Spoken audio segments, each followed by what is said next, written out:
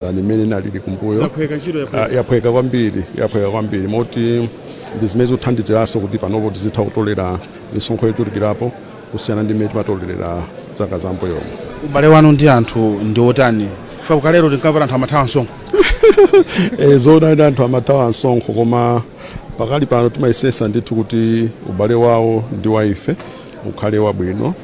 Pamene akomana ndi mavuto tizitha kukambirana nawo, kuthandizana mosiyanasiyana. Malamulo athu kuwapanga azikhala ofewerapo kuti ma taxpayers athu azikhala kupereka msonkho mosangalala ndithu.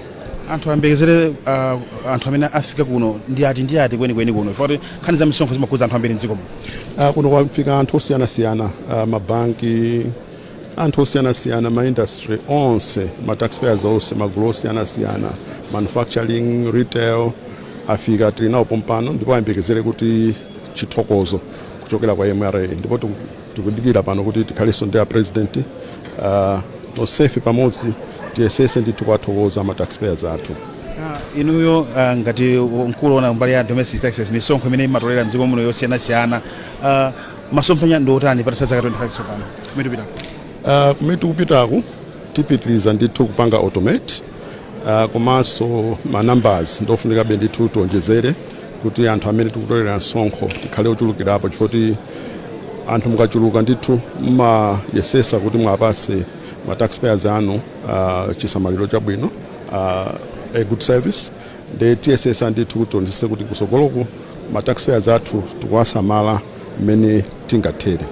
Tikayenda maiko umira ngupita fa dziko la Malawi iso ndi ma-neighbors Zambia, Mozambique, Zimbabwe, katipita South Africa, ubale wanu ndi otani magwidwe anu antchito ndi ma MRA ma correction ma company ya misonkho pali ngati Zambia Revenue Authority naona nthani yake munakumana kuti ayi mudzionera zimene ziitika zimene mukapanga kuno nawo sadziona zimene mugira sokuja. Ubale ngati umene uli motani pakali pano? Ubale wathu ndi maiko oyandikana nawo ngakhalenso maiko apatali ndithu ndi wabwino moti zambiri zimene timapanga ku Malawi kuno ndi zimene anzathu akupanga. Pamakhala nthawi zina timatha kukaonera anzathu kuti akupanga bwanji, komanso zilipo zambiri zimene ifeyo tikupanga bwino anzathu amabwera ndi kudzaona kuti tikupanga bwanji moti ubale wathu ndithu ndi mabungwe otolera misonkho ndi wabwino kwa basi. Mbali yozepa misonkho mukuthana nayo bwanji? Nthene damva kuti mudapeza tindege toluka ting'ono amati ma drones zili pati zimenezi 25 years. Tsopano ma drones anabwera ndithu. Ma drones kwenikweni ndoti aziyang'ana maboda mwathu kuona kuti kodi tili polasi kuti maboda amene anthu amatha kungodusa ndi ati. Timayesesa ndithu kualimbikitsa anthu kuti azidusa ndithu maboda malingana kuti katundu wina amene munthu umavutika kuzembesa soyenera kuti uyezembetse. Ndeti ndege timene tilipo ndithu tabwera tsopano ndipo posachedwa patilandira ma certificates onse tiyamba kugwira ntchito. Pali nkhani ina imene mwakhala mulimbana nayo kwambiri pa zaka zimenezi imene anthu mwina ena amati makhani machine yake opereka receipt ndi mwina mu shop moja opita kuti mufuna cha receipt kapena chopanda receipt vuto imene muthana nayo bwanji mwina limakhala upitirabe pena ndi pena? Machine amene walipo timati EFD, electronic fiscal devices. Malinga ndi zovuta zimene timakumana nazo ndi machine amenewa taganiza kuti tikhale ngati tapangapo improve chifukwa pakali pano maiko osiyanasiyana apitano sopano kuyamba kugwiritsa ntchito imene amati electronic invoicing system imene yosiyana ndi EFD. Sopano nafenso kuyambira lero actually tayamba kupita mu system imene yotchedwa kuyambira lero pa 1 August talowa mu system imene yotchedwa electronic invoicing system ndipo tikuyembekeza ma taxpayers athu kuti akhale pa system imene ndiyophwekerapo kusiyana ndi EFD. Chifukwa simafuna zipangizo zambiri as long as you are connected by internet and kuti uliso connected ndi MRA ndipo tikuyembekeza kuti po user electronic invoicing system ma taxpayers ambiri abwera akhala pa system imene. Mawina ongezera chabe bwana Balawe. Ine ndingokuthokozani kuti tacheza ndithu mauno ndifuna zabwino zonse. Ndathokoza kwambiri. Zikomo. Mafuna bwinonse. Zikomo.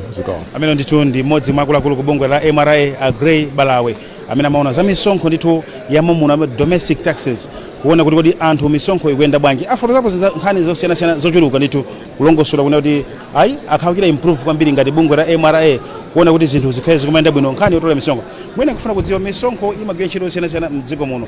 Bungwe mera MRA likatola misonkho imeneyi ndi zina tumwa izo ndalama zake zimafika kukaona ntchito zokonza misewu, kuchipatala, kugulira mankhwala, zinthu zosiyanasiyana ndithu kuti ziziyenda mdziko muno. Bungwe la MRA limathandizanso kwambiri kuti zinthu zikhale zikulongosoka ndithu.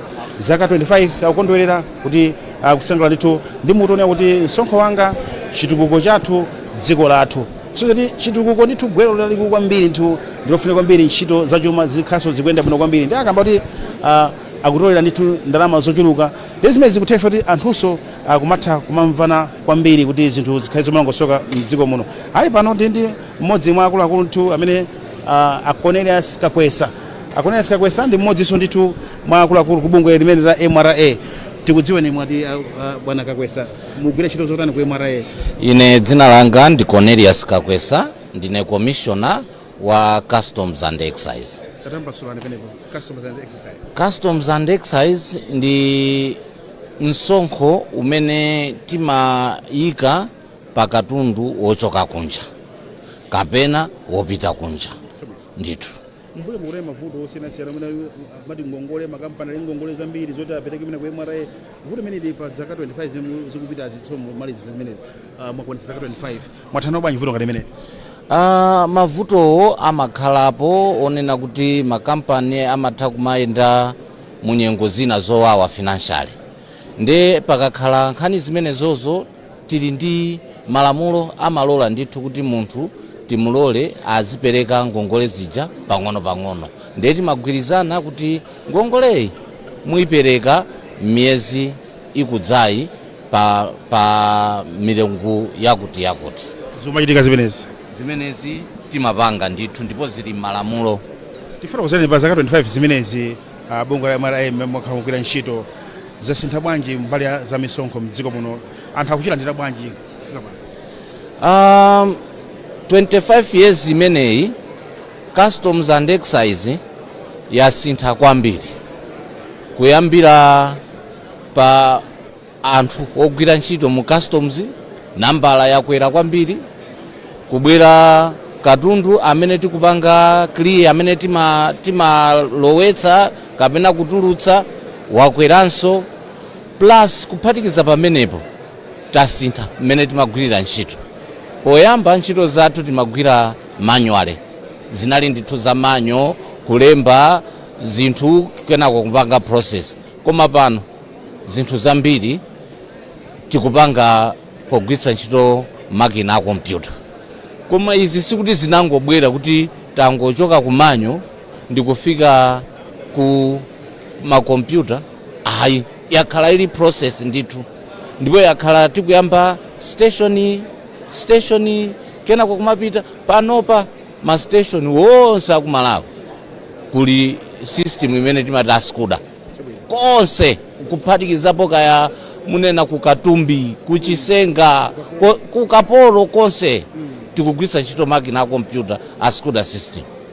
Mbali ngati ya kubwera kwa one border post, yes, kuli nchinji mwami border, kuli kudedza uku, komanso zina zikumangidwanso zosiyanasiyana mdziko muno. Yes. Zimene zakuthandizani bwanji niyo ngati a MRA popititsa patsogolo ntchito ya msonkho? Apapa kuti ku Songwe ikumangidwa, ku Chiponde tiyambapo mpano, zathandiza kwambiri. One, timatha kwapanga clear anthu, kwathandiza anthu mwansanga kwambiri, chifukwa sipamakhala kuima kawiri. Akangochoka ku Zambia ngati ku Mchinjiku, akangochoka ku Zambia afika kale kwathu. Ndiye kuti anthu aja malomota ayimeka ku Zambia amangoyima ku Malawi. Akamatulukanso ngati akupanga export katundu, angochoka ku Malawi afika ku Mozambique ngati tukamba za Mwanza olo ngati tukamba za Dedza afika. Ndiye zapangitsa kuti tizathandiza anthu mwansanga kwambiri. Komanso yapanga kuti pakhale control, chifukwa anthu ena pana paliponse pamakhala akamberembere ndi atambwali. Nde tachepetsa ukamberembere ndi utambwali uja, chifukwa choti akangopereka ma documents awo kuchoka ku Mozambique akufikira kuno nthawi yoti apange ukamberembere pakati pasakumayipeza. Ndi chifukwa chake mutati muone pakanali panopa misonkho yathu yakwera kwambiri, tikutolera bwino kwambiri zinthu zoti china chilichonse tikuyenda tayali. Madobadoba mathana bwanji? Madobadoba tikuthana nawo, sitingakhala nthawi kamodzi ndi kamodzi, koma tikuthana nawo nanga si Ndikuti ena amangwera basa ndikupangira pepa amene ndikupangira ndifuna zimenezo. Mwazimira mala kuti inde ndipo chifukwa chonena kuti sangapange kuyambira ku Mozambique nanga siwo ndaku Malawi sangapita kapanga odobadoba ku Mozambique. Akangobwera munthu uja akubwera kuchoka ku Mozambique akufikiratu ku Malawi. Nthawi yoti akumane ndi dobadoba apa palibe. Sangapeze mpata dobadoba yoti apange interact ndi customer chifukwa chonena kuti tikungoenda ndi one stop board. Ndipo a president anatuza zoti tiziti one go border post. Yes, kuti osati so one stop, one go basi. Mawonjezera pamene mwina pompano pa president akha kufika momona. Mawonjezera ndakuti msonkho umaoneka ngati chinthu chopweteka koma ndi chinthu chofunika kwambiri. Customs ntchito yake sikupanga punish anthu koma pali zifukwa zambiri zimene timayikirapo msonkho kupatula kutolera ndalamako. China chimene customs cholinga chake ndi kuteteza makampani ang'onoang'ono aku Malawi. So tikamayika msonkho kwa katundu amene akubwera kuchoka kunja timafuna kuti makampani kunoko ayambenso kukhala. Briefly, tell us how crucial the one border post as far as the MRA is concerned with after clocking the 25 years? In fact, it has become very crucial and it has assisted us in collecting more because it has brought efficiency as there is no more time to stop to clear goods. So we have brought efficiency with the one-stop border post. Zikoma kwambiri ndathokoza ya.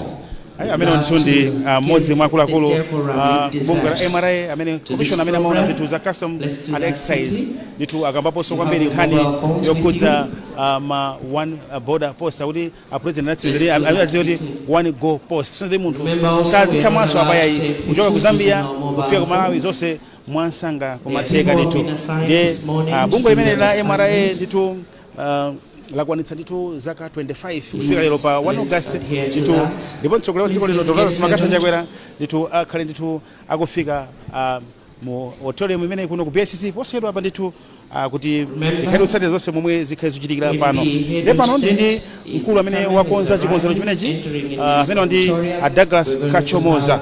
Ndikulandira Douglas. Zoma kwambiri.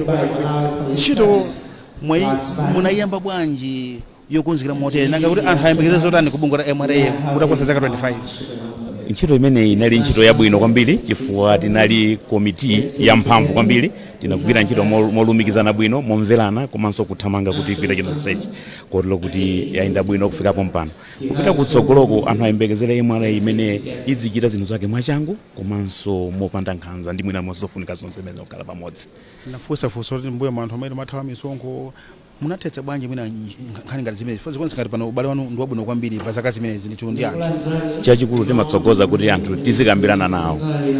Of course pali gulu lina limene limakhala uthawiratu timalilondola limenelo ndikuligwira atikagwira timakhala nawo ndikuwafotokozera zoyenera kuti achite kenaka umapitoka amadzapeza kuti alipira msonkho bwinobwino. Maboda ngati kusongwe ndikunanipera kumakhala galimoto zina mwina zochuluka muthanza nawo bwanji anthu kuti galimoto mwina machita clear sangasanga kuwathanzira kuti ntchito zanunso zautola msonkho ziyendanso bwino. Okay. Chachikulu chimene chimafunika nchonena kuti anthu asanapite kugula magalimoto aja ndikwabwino kuti abwere ku MRA kudzafunsa kuti kodi galimoto anga nditagula ya size yotere ndikalipira msonkho ochuluka bwanji asanapite chifukwa timapereka uphungu umene mopanda kulipira ndalama iliyonse. Anthu amayenera kuti asanakagule galimoto amayenera kuti abwere chifukwa magalimoto aja amasiyana kalipiridwe kake. Magalimoto akale kwambiri amene aja amakhala odula kwambiri chifukwa amakhala kusoneza chilengedwe cha dziko la Malawi. So poteteza zimene zozo boma linakweza misonkho yakuti akasamatani asamagule katundu ameneyo koma nawo akakhala kuti ndiyo yanyuwaniko galimoto ichi imakhala yotsikira ku msonkho wake. So ndi bwino kuti asanakagule muno galimoto afunse ku ofesi ya MRA akhoza kulandira uphungu wabwinobwino opanda kulandira ndalama iliyonse. Mugwira bwanji ntchito ndi mabungwe osiyanasiyana amene nthambi zosiyanasiyana mdziko muno kuti ntchito yotola misonkho ipite patsogolo podusa pa 25 years imenso? Ndikunena kuti popanda mabungwe kapena popanda mabungwe ama international organization inenso ankati muno sizingatheke kuti tolere misonkho moti tili pa ubwenzi wakulu kotero kuno kwabwera ambiri amene alandira tayitana kuti abwere pamwepo pamenewo amene timagwira nawo ntchito. ena kumvetsera kwambiri chokera kuchitipa mpana konsanje ntchito za ndalama za msonkho zimaenda zofunika bwanji ndalama zote za msonkho mdziko la Malawi. Misonkho ndiyofunika kwambiri chifukwa chitukuko chimene chikuphulitsa boma pakati panopa ndi chitukuko chimene chichokera ku misonkho imeneyi. Chitukuko chimene boma pano likuchita ndalama zonse zochokera kuno kana kozone ndaya amwina ndalama zimachoka ku madona ajatu samangopereka amapereka condition kuti fayi mwala litolere msonkho kuja chifukwa ndalama zimazabwezedwa zimene kwa misonkho komweko kotero kuti boma ngati kuchita chitukuko zimene zomangisa zonsezi ndemwe zonse zomanga zonsezi andi kuli kuchansa college kuli building chokongola kwambiri anachilemba kuti si MRA building okongola kwambiri amtengo patali nditu limene zonse ndapanga ndi MRA kuti zichitika zonse anthu kuti azilandira masalale mazimankhwala nzipatala se ndi MRA mapangisa zonse zichi moti nkofunika kwambiri kuti azilipira misonkho chifukwa misonkho imene imagwira ntchito yake yoyenera Malawi muno. Mumapereka uphungu otani kuti anthu adzimvetsetsa kuti misonkho imene ndiofunika mimwe yankhulira bambo? Okay, ifeyo tili ndi program yathu timati voluntary compliance imene timayitana anthu kuti abwere ndi kuwaphunzitsa chifukwa ndi kabungwe kathu ka department imene mangana ngani imeneyo. So anthu amenewa amaphunzitsa anthu kuwafotokozera za ubwino komanso kumene momwe maprocess tumeta mangira ifo ndopweka pale panopo kalipira misonkho chifukwa zambiri magwira ntchito pa makompyuta sizingati zaka zoti mayitengera mapepala mwina bwana uchoka mu office upita kulendo wakutalitali pamene osawetana osapeza kuti mulibe mu office mwina for 3 weeks pakati panopo ndi computer mwina kozokhala kunja magwira ntchito. Briefly in English, why is it necessary that people should comply to pay taxes in the country? Tax compliance is key for the development of Malawi. As I've already alluded to, the taxes are used to pay a lot of services which government renders to people. Public services, I mean schools, hospitals, roads which are being built. Yes, some other people can say, no, there are donors who are coming. The donors cannot just donate.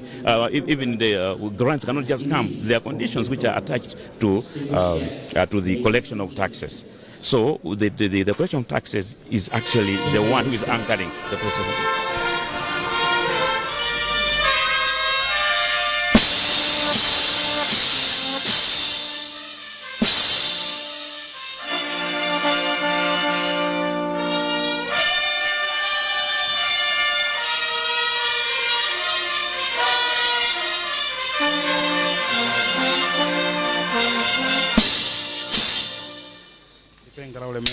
President wa dziko lino wafika tsopano kuno ku BICC kuti mambose tsopano ukhala kuyambika posera pa nyimbo ya fuko lathu.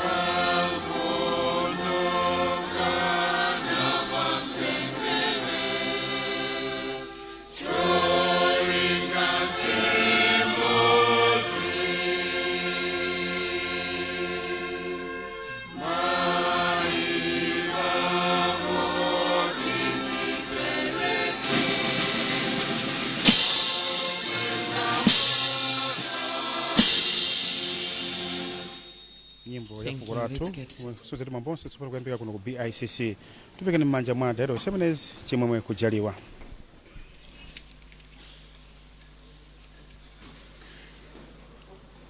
Your Excellency, distinguished invited guests, ladies and gentlemen, let me welcome you all to the Malawi Revenue Authority at 25 years celebrations here at the BICC in Lilongwe. But before we begin the program this morning, Your Excellency, let me invite the one giving us the opening prayer. That's Pastor Jimmy Piri of Capital City Baptist Church. Thank you very much, Your Excellency.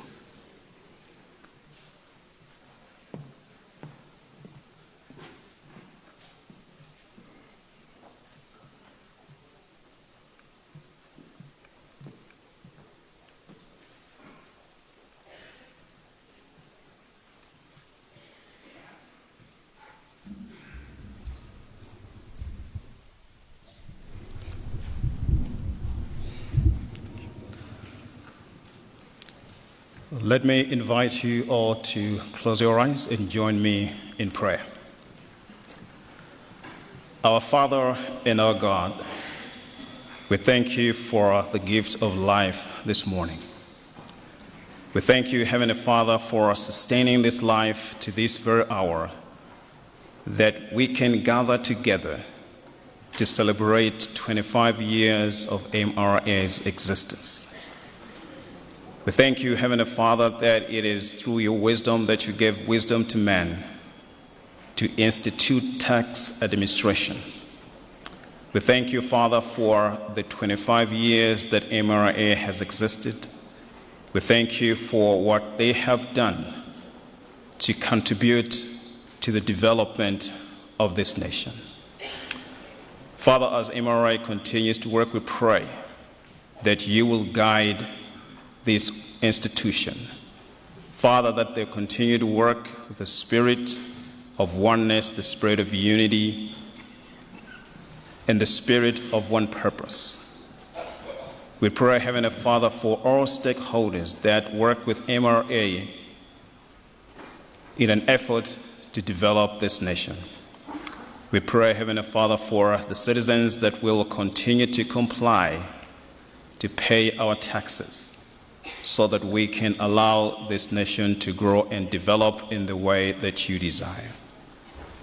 We commit the rest of this day into your hands. We pray, Heavenly Father, that everything that happens in this room and even beyond this function will bring glory to your name.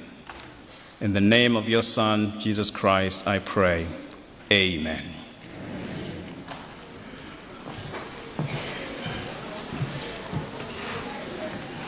Thank you very much for that opening prayer. That was Pastor Jimmy Piri of Capital City Baptist Church.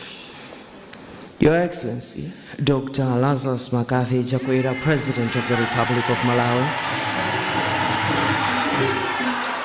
Your Excellency, Madam Monica Chakwera, First Lady of the Republic of Malawi. Honorable Simplex Chichola Banda, Minister of Finance and Economic Affairs.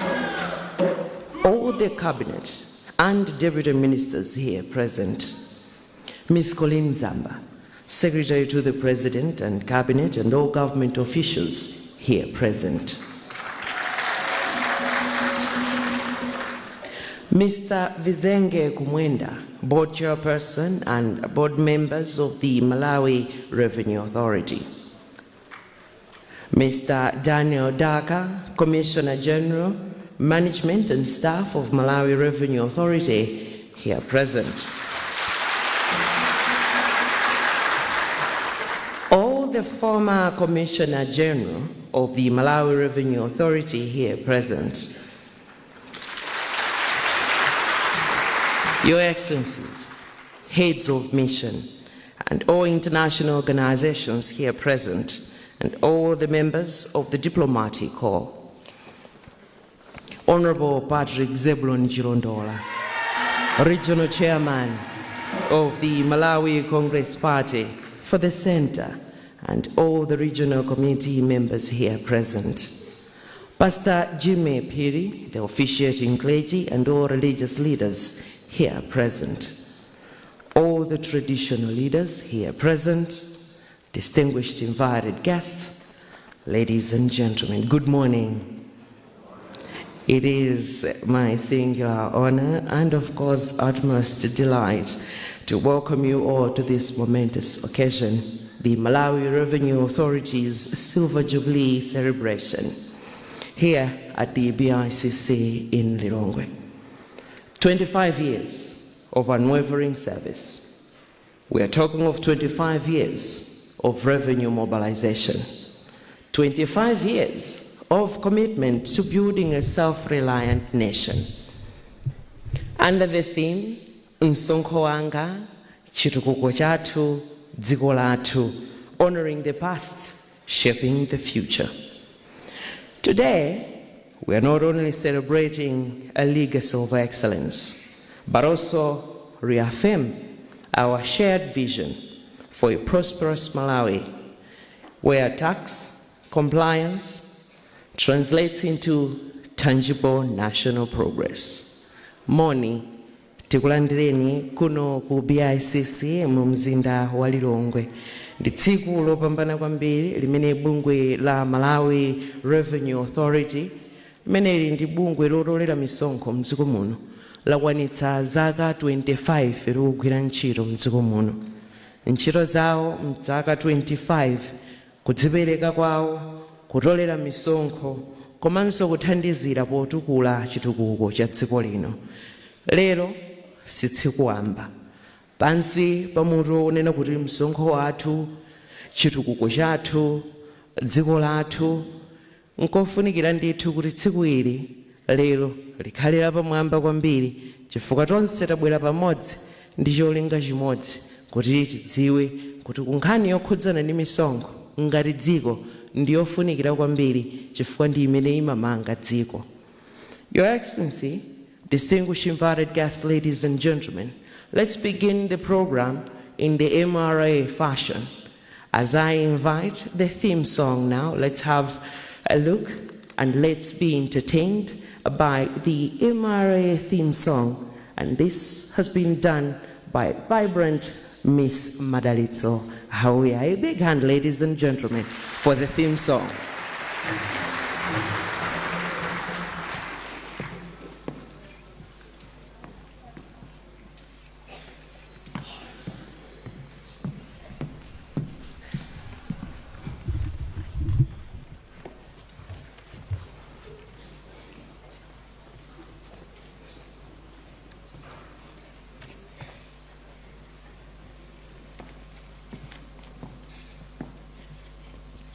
Ma taxpayers tiripo kodi?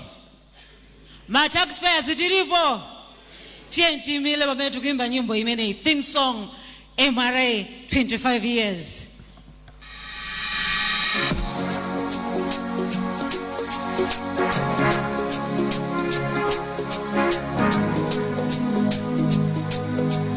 Malawi Revenue Authority, we are here kutolela msonkho.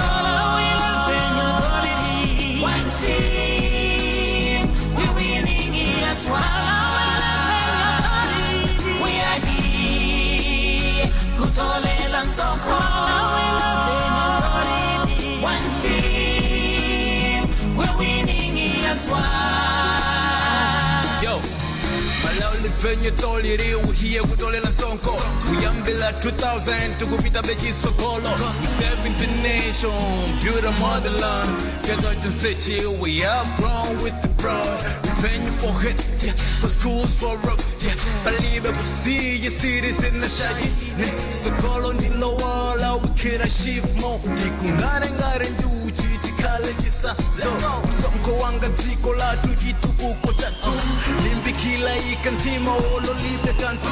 Malawi Revenue Authority ilimo sinta sintu. Honoring the past, shaping the future. We are here, kutolela msonkho. One team, we're winning as one. We are here, kutolela msonkho.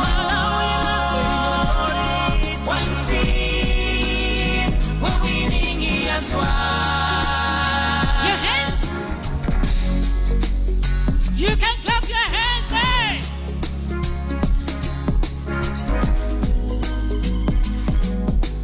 Malawi Revenue Authority. We are here. Oh yeah. Kutolela nsonko. One team. Oh yeah. We're winning yaswa. We say thank you. We are here. For paying your taxes. We say thank you. One team. We're winning yaswa. Soko wanda chituku chati. Zikolati. Kutolela nsonko. We say thank you. One team. We're winning yaswa. We are here. We say thank you. Kutolela nsonko. We say thank you. One team. We're winning yaswa.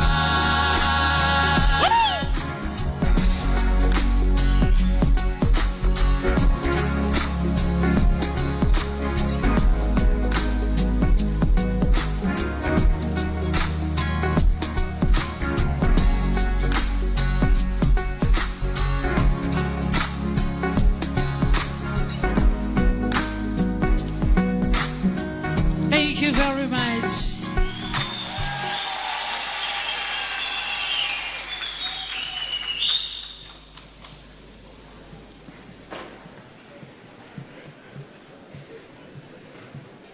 Another big hand, ladies and gentlemen.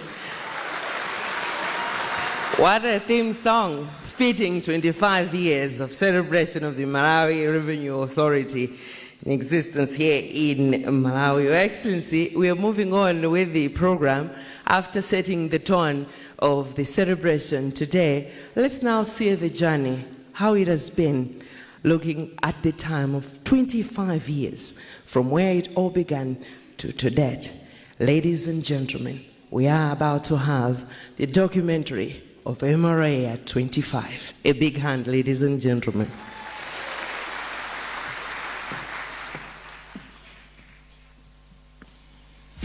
In the year 2000, Malawi dared to dream, to create an institution that would do more than just collect taxes. It was a vision to empower the nation, to fund its future, and to bring dignity and purpose to public service. From modest beginnings to becoming a pillar of economic strength, the Malawi Revenue Authority has walked a 25-year journey marked by innovation, resilience, and a relentless commitment to nation building. MRA came into operation in February the year 2000. Before that, the Ministry of Finance had two departments.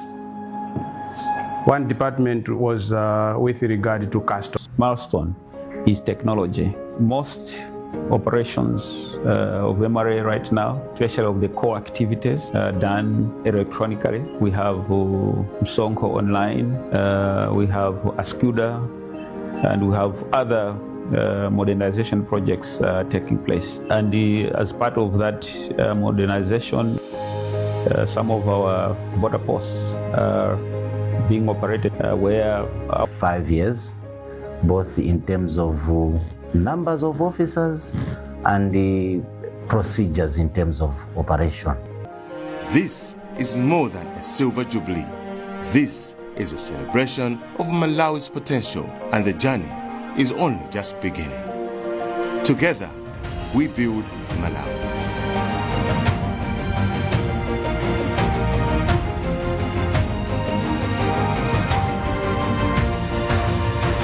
Transformation, we're talking of innovation, we are talking of national pride, and of course a number of systems in there. We're talking of smiles and lots of stories in there. What a journey of 25. Thank you so much, MRA. A big hand, ladies and gentlemen, for bungwe lotolera misonko mdziko muno. Your Excellency, distinguished invited guests, ladies and gentlemen, let's now take a short break, a short one. Now we're talking of bringing out some comedy, some laughter in it. I know collecting revenue, collecting misonko, it's a serious business. But at least inside it, there's some laughter in it. Help me welcome Chindime and Pongwago on stage, ladies and gentlemen.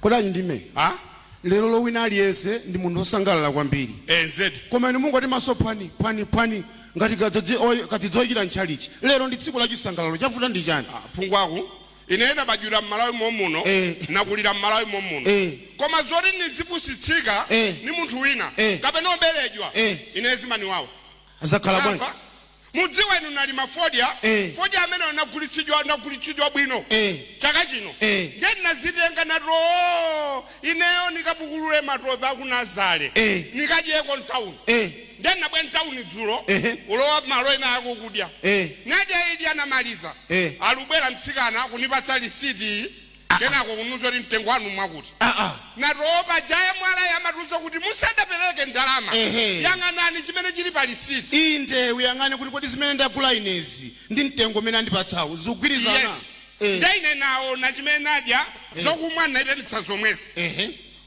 fulu chicken chabakhachi naitanitsa chomwechi chani fulu chicken chabakha ndechi chimene chicken chose nadya chose naitanitsa chomwechi yalembadi fulu chicken ndendona kumapetoko ayikako vati pamenepo ndepanimika mutu ine sinadye kuvatirayi nukuzani ne vati sinadye ayi nde pamene takangana kuti wadya vatiyo ndani wati namusiyaso wina mzathu wakumpoto alukanganaso akuti chani akuti vati mvishi akwali kwafutatu menepo Pungwaku ineso ndine munthu nimamva wawo ndinatoona chidindo cha imwala nati pajamula mwanga sama Pungwaku amagwira kwa imwala amiuze kuti kodi vati kapena mwina ni masipausi amene anayika munkuku nadyayo masipausi spice yes ineso ndine munthu nimamva kuwawa amanena kuti ziyamba nife amalawi sonene nayamba ukadya mtauni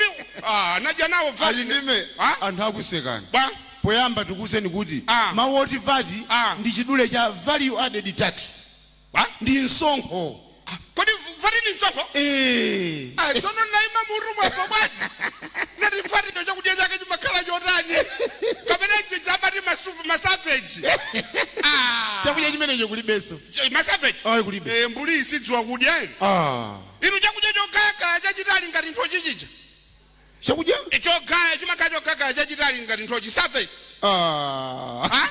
chogaya chachitali ngati nthochi yes munena rujeni ni sausage imeneyo imene sokoneza bwaji achindime mwachita bwino mwabwera muno chifukwa muno bungwe lathu limene limatolera misonkho mdziko muno la MRA Malawi Revenue Authority lero tili pa chikondwerero choti takwanitsa zaka 25 kuchoka 2000 kufika chaka chino cha 2025 mulugwihiro imene yorolera tikutolera misonkho ili mukudziwa kuti bungwe limene bungwe lathu la MRA linakhazikitsidwa ndi boma kudzera ku nyumba ya malamulo kuti tiyendetsa ntchito zonse zokhudza chitukuko kuma nkhani ya ndalama kutolera misonkho kuchita chotheka kuti wina aliyense adzipereka msonkho tsono ndalama zimene amataka tolera ni zimene timaona anthu ena alugawanagawana umadyayo umamva kuti kulika shiketi ndalama zake makamerezo kumene kuja kumakhala kusokoneza chabe koma ndalama zimenezi akazitolerera tikapereka misonkho yonse timapereka ija ndalama zimenezi zimapita ku account number 1 ku reserve bank ndiye kuti aphungu akamakumana kuti afuna akambirana dongosolo za chuma tipa chitukuko tiyendetsa bwanji tili mansewu wakuti misewu itatu yopita ku misewu itatu yobwera kuno misewu kandi folo zonse zija amakambirana poyang'ana thumba limenelo Pungwaku ndekuti nene kuti dziko la Malawi ngati limayenda limapita patsogolo anthu amene amathandizira kwambiri kuti dziko liyende na amene ogwihidwa kwa MRA opanda iwowa ndekuti dziko la Malawi silingayende ndiye kuti dziko la ima inu kuona president president ali pano adziwa kuti ineyo kuti ndilamulire dziko lino kuti liyende ndiye kuti ndi misonkho ndizoona ndipo anthu akamanena kuti Dr. Chakwera akuyesa chitukuko apanga chitukuko mdziko lonse la Malawi muno ndalama zake ndiye kuti agwiritsa bwino ntchito ndalama zimene ayi mwale atolerera inu phungwa kunzofunikira zedi ndipo nene zoona phungwako nimaona nthawi zina anyamata na augwihiro kwe mwalaye wapeza nthawi zina usiku ali pamowa umati kuti aluchita chani pamowa pano amakhala aludikirira kuti agwire munthu ogosa khoma msonkho ali ayi nthawi zina zimakhala zimenezo koma nthawi zina mankhala chisangalalo pano chabwino kudzipepesa ndiye inu pachakuye mwalaye muli ku department jemala imakhala ili upemphera usiku wonse ulankhula malilime kukhala upempherera kuti anthu apereke msonkho kulibe department imene kwe mwalaye kulibe awasadziwa department yawo inu kuli department imene makhala kuikusala kudya kuti amalawi apereke msonkho ichamati fasting musaka jani nusimugwira kumeneko iniyo ndi mwango sokoneza department imene mati fast mati fast anthu amene apanga kalondolondo amene kwasakasaka anthu amene akuthawa msonkho kuti kodi amenewa ali pati ndiye timapanga zinthu mwachangu department imene mati fast nikageza mati fasting phungwako ndikofunika tiyena Malawi tigwirizane ngati tipeze Malawi amene salukhoma msonkho kapena munthu ayina aliyese kayangwa kunja salukhoma msonkho tidziwe kuti ameneyu ndi ndani wa chitukuko cha Malawi nzona chifukwa ngati sitikhoma misonkho ndiye kuti dziko la Malawi siliyenda ndipo simukunama tilipo ena pompano amene tili panofe tilipo ena tikapita mmashopu amatifunsa ushopu uja kuti mufuna lisiti kapena opanda lisiti leka iwe nkumafomera kuti opanda leka phungwa kudakumana nazo menezo nikakagula choyimba mtawuni mwenye umu ndakudatuluka choyimba kuchiyesa choyimba kugunda ine naticha apart from ukamvera zoyimba makoswe akathawa nyumba chimanyamula mtima kaya ndenda chikonda chimene chijanuza mtengo achitengo chibweretsa pakauntala akuti achimwene ngati mufuna lisiti mtengo wake mwakuti ngati yopanda lisiti mtengo wake mwakuti ino zona yopanda lisiti nati chachipa bweretsani yopanda lisitiyo adakachitenga ino nyamuka upita ku nyumba mmene mafika ku nyumba kuti mtsegule osadziwa nyamata ikamo chidina adanigulitsa chidina kana cha msonkho mwaona chino zonse zimene magwira za chidule kapena china chonse chimene malangulana zokhudza ndi chidule chidule chimadula chidule chimaononga chidule chimalusitsa chabwino tete tsata njira zoyenera mukanakhala kuti pamenepo munatsata ndondomeko yabwino kukupatsani lisiti labwino mukanatha kupita ukapanga kremu ndikanati ine nadzagula chinthu tele lisiti lake nili koma nakapemzamo chidina akanatha kundikonza pamenepo ndipo tayamikira ayemwalaye alugwihiro yopambana mdziko kwambiri chifana wonso iwowa ni amene amathandizira kuona kuti katundu amene alulowa mdzikoli kodi niwopambana niwofunikira kulowa mdziko la Malawi chifukwa pala anthu ena timangowaopa ayemwalaye anthu amene amathaso kutunikira kuti bizinesi yathu iyi ndiyoyenera kuti tikhome msonkho chaka chino malingana ndi mmene yayendera nzona amatunikira timachita mantha mwina zinthu zoti ife sitingakhome msonkho katundu amene mukagula kunjawe kodi akadzafika kuno ku Malawi mudzalipira ndalama zokwana zingati mulusa naye ena taluza katundu wathu ifo tinamgula mwachimbulimbuli kubwera pa boda kuti zoti katundu mtengo wake mwakuti dayeka ndikaulipira magalimoto ambirimbiri akukhala inde phungwa katundu ambirimbiri akhala kuyemwalaye chifukwa chosamva kulangizo umene ayemwalaye amatipatsa phungwa kunaka situti emwalaye nimene imetetsa tele dziko boma ndiyakuti popandapo kuti emwalaye ndiyoti boma palibe nzona nangati tamati emwalaye ndi omweyi tiulakwitsa titamati emwalaye ndi omweyi tiulakwitsa omweyi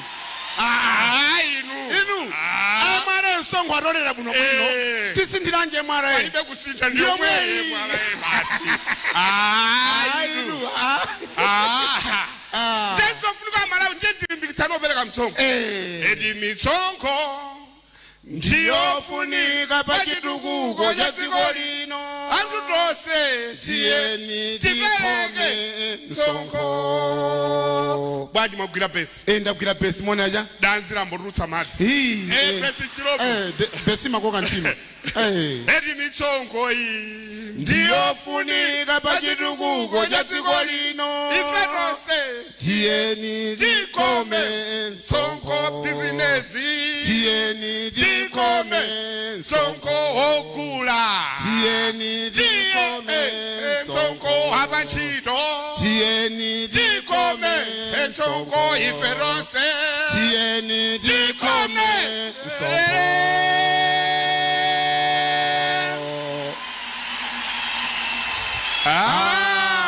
Amen.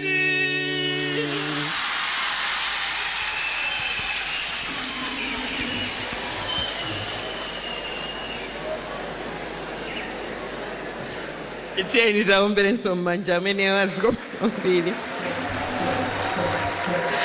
Tathokoza zikomo kwambiri chindime ndi phungwako afotokoza bwino nkhani yokhudzana ndi misonkho eti. Inde munthu abwalamo koma zimamveka ndithu eti kuti nkhani yokhudzana ndi vati taimvaso pamenepo kuti sichakudya tisakakane yayi ndi nkhani yokhudzana ndi misonkho. Tathokoza kwambiri. Olemekezeka President, we are continuing with the program. Now back to business. At the helm of MRA's strategic direction is a board, and the board is there to guide the institution, to talk of the oversight and of course integrity. Distinguished invited guests, ladies and gentlemen, help me welcome the board chairperson of MRA, Mr. Vizenge Kumwenda. A big hand, ladies and gentlemen.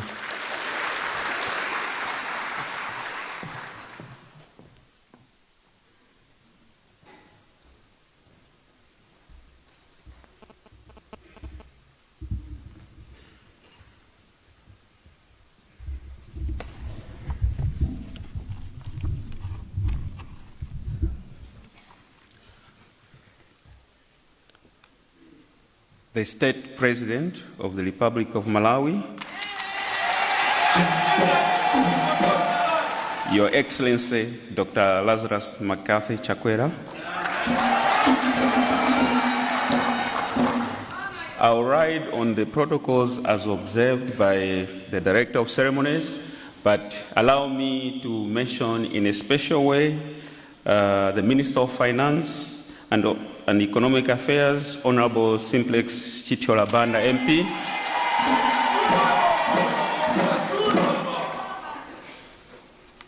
my fellow board members who are here present, the Commissioner General of MRA, Mr. Daniel Daka, and your management team,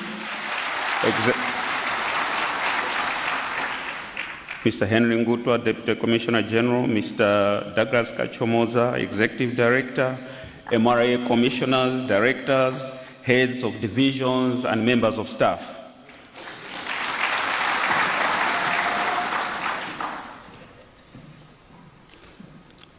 Our guests from sister revenue administrations, I've seen a director from the Revenue Authority of Mozambique. You're welcome.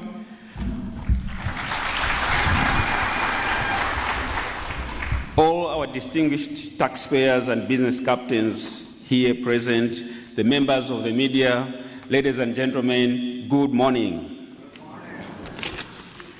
It is with immense pleasure and profound gratitude that I welcome you, sir, Your Excellency, the State President of the Republic of Malawi, Dr. Lazarus McCarthy Chakwera, to this historic occasion as we officially launch the Silver Jubilee celebrations of the Malawi Revenue Authority, MRA. Your Excellency, sir, your presence here today is not just a gesture of support.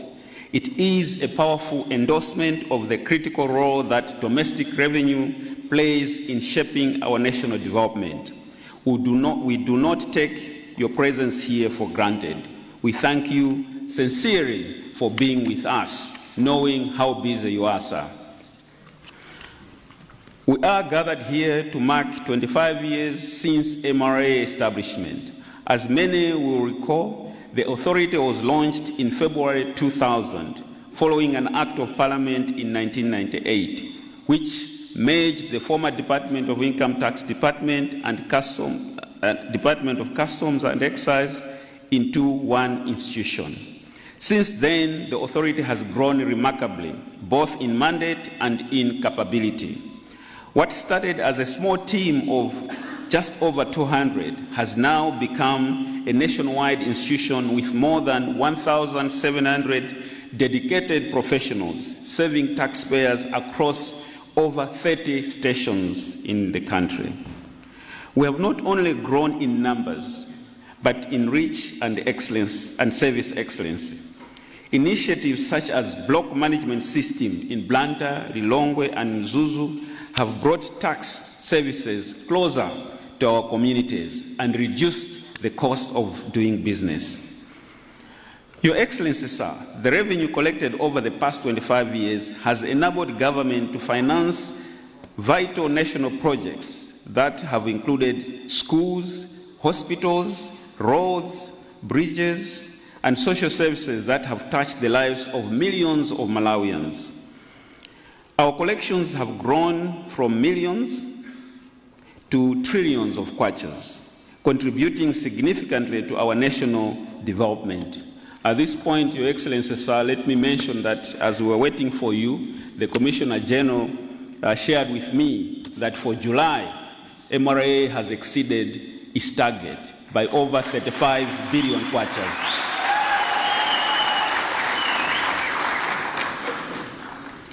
While the overall revenue trajectory has been upward, our journey has not been without trials. MRA has faced and risen above some serious headwinds. The 2008-2009 global economic turbulence, the withdrawal of donor budgetary support around 2011 to 2012, and the COVID-19 pandemic in 2020 to 2021. Each of these crises put immense pressure on our economy and revenue flows. Yet, Your Excellency, sir, MRA demonstrated institutional strength and resilience. Notably, actual revenue collections surpassed targets during particularly challenging periods, specifically from 2003 to 2009, and again from 2012 to 2017. These achievements are not just numbers. They reflect MRA's ability to adapt, innovate, and remain focused under pressure. Your Excellency, sir, the 2021-2022 fiscal year marked another milestone as the government adopted a new fiscal calendar, aligning it with the agricultural cycle. This transition required substantial adjustments in planning, engagement, and reporting.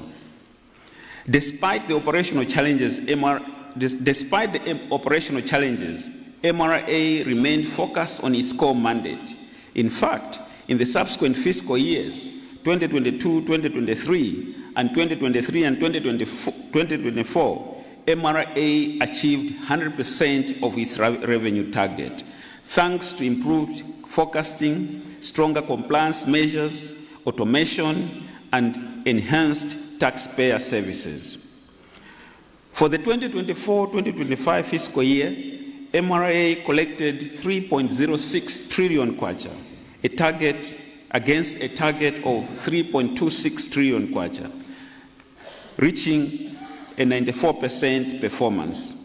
And as we look ahead to the 4.3 trillion kwacha target for 2025-2026, we do so with resolve, readiness, and renewed energy.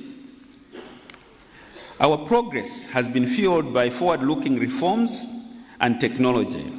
MRA has invested in systems like Msongo Online, Ascuda upgrades, cargo scanners, smart gates, e-payment, and customs e-tariff tools.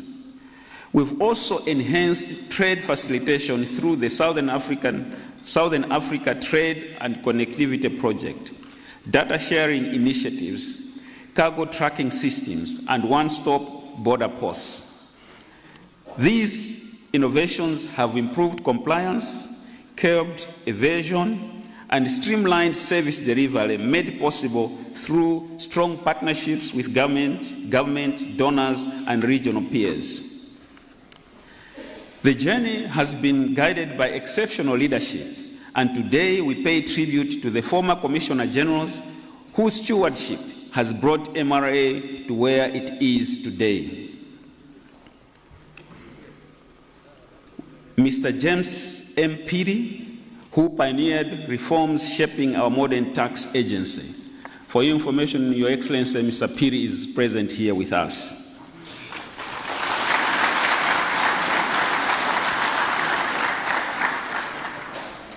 The late Mr. Ernest Mtingwi, and may his soul rest in eternal peace. His dedication laid important groundwork for the growth of MRA. Mr. Lloyd Muhara, who strengthened our operational capacity. Mr. Rafael Kamoto, who focused on alignment policies with national needs. The late Mr. Tom Gray Malata, and may his soul rest in eternal peace, who steered the authority through challenging times, underscoring resilience. Mr. John S. Biswick, who spearheaded digital transformation. And Your Excellency, sir, Mr. Biswick is also present here with us.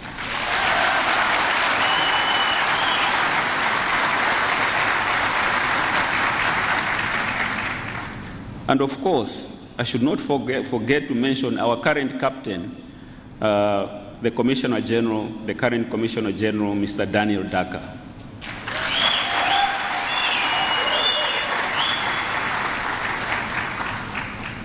We are truly indebted to their leadership and vision. We would not be here without the dedication of our staff and the commitment of our taxpayers. And for our staff, Your Excellency, you can see the smartly dressed ladies and gentlemen who are representing MRA from across the nation. If you can please stand so that people can see it.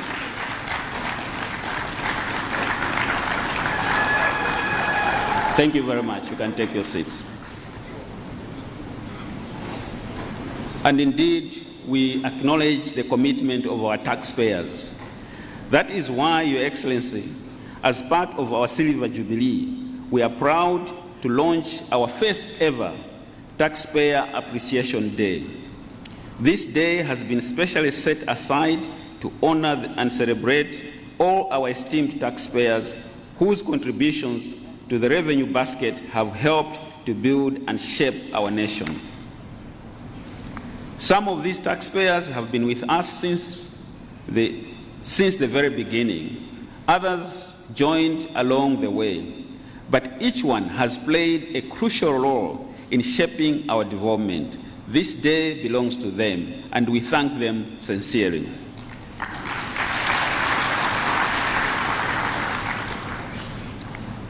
In addition, we would like to honor our longest-serving members of staff who are still in active service. Their unwavering dedication, institutional memory, and commitment over the years have been instrumental in shaping the authority into what it is today.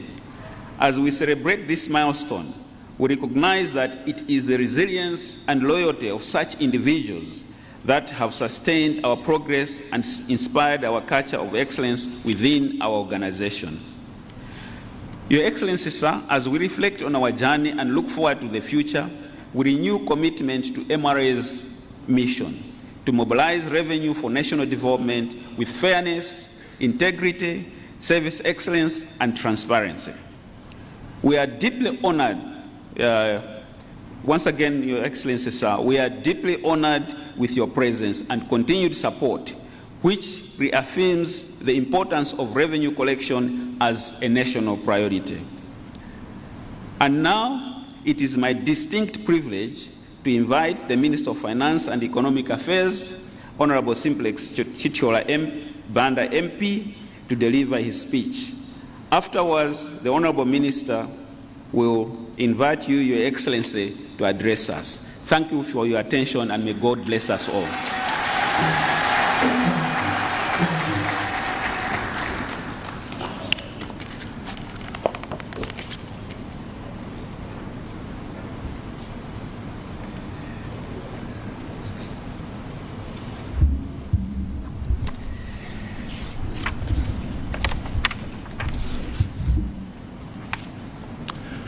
Your Excellency, the State President of the Republic of Malawi, Dr. Lazarus McCarthy Chakwera.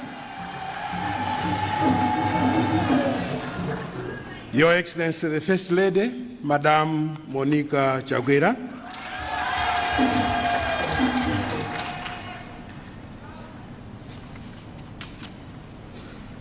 The Secretary to the President and Cabinet, Ms. Colleen Zamba, and all senior government officials here present.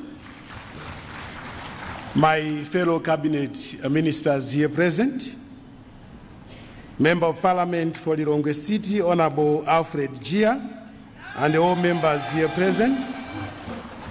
The board chairperson of the Malawi Revenue Authority, Mr. Vizenge Kumwenda, and all your board directors here present.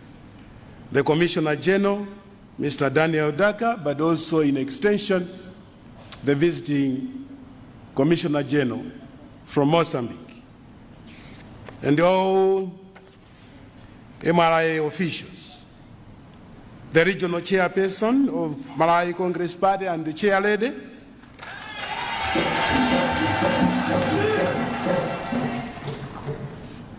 diplomatic corps and development partners here present, members of business community, the director of ceremonies, members of the press, ladies and gentlemen.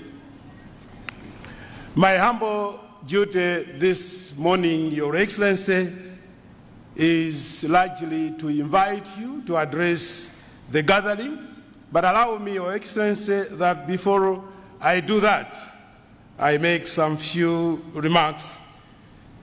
Your Excellency, it is a distinct privilege for me to join you in commemorating 25 years of the Malawi Revenue Authority, an institution that is responsible for tax assessment, collection, and accounting.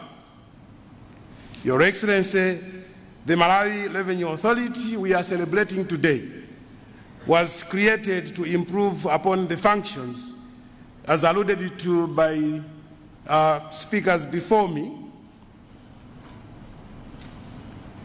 issues that were handled by the Customs and Excise and Income departments of my ministry. Simply put, so before MRA came into being in 2000, these functions were played and done by Minister of Finance. So this MRA was created through the enactment of the Malawi Revenue Authority Act in 1998 and commenced its operations in February 2000 in Blantyre.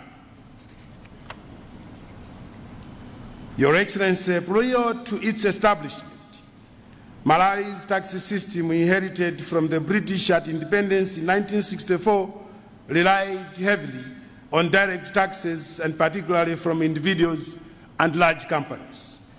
Your Excellency, following its launch in 2000, Malawi's tax system has undergone reforms and modernization, as alluded to by the board chairperson, in a bid to align with various institutional and administrative law principles that further transparency and accountability and rule of law.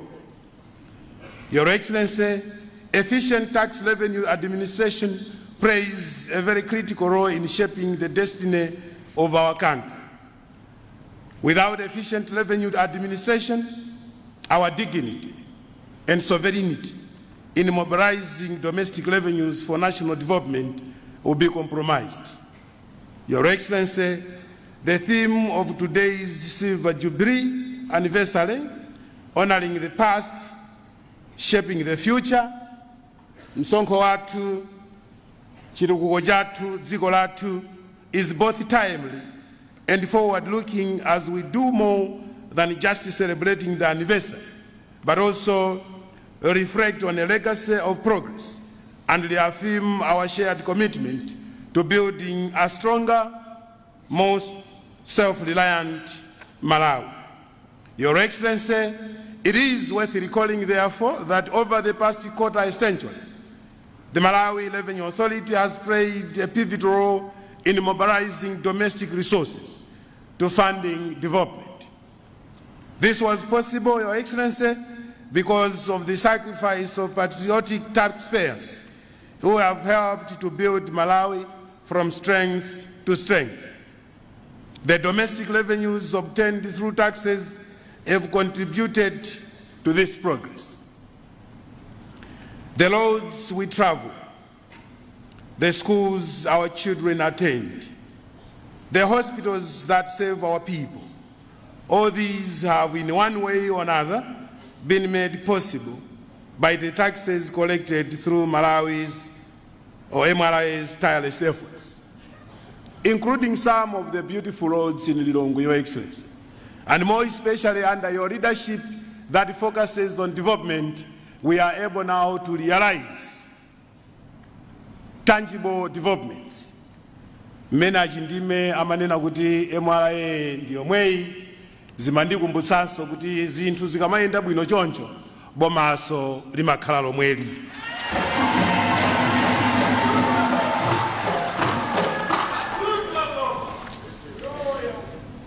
As a minister, Your Excellency, we remain firmly committed to supporting MRA by developing sound and robust tax policies that fuel sustainable growth, expand the tax base, and leverage technology to improve both compliance and service delivery.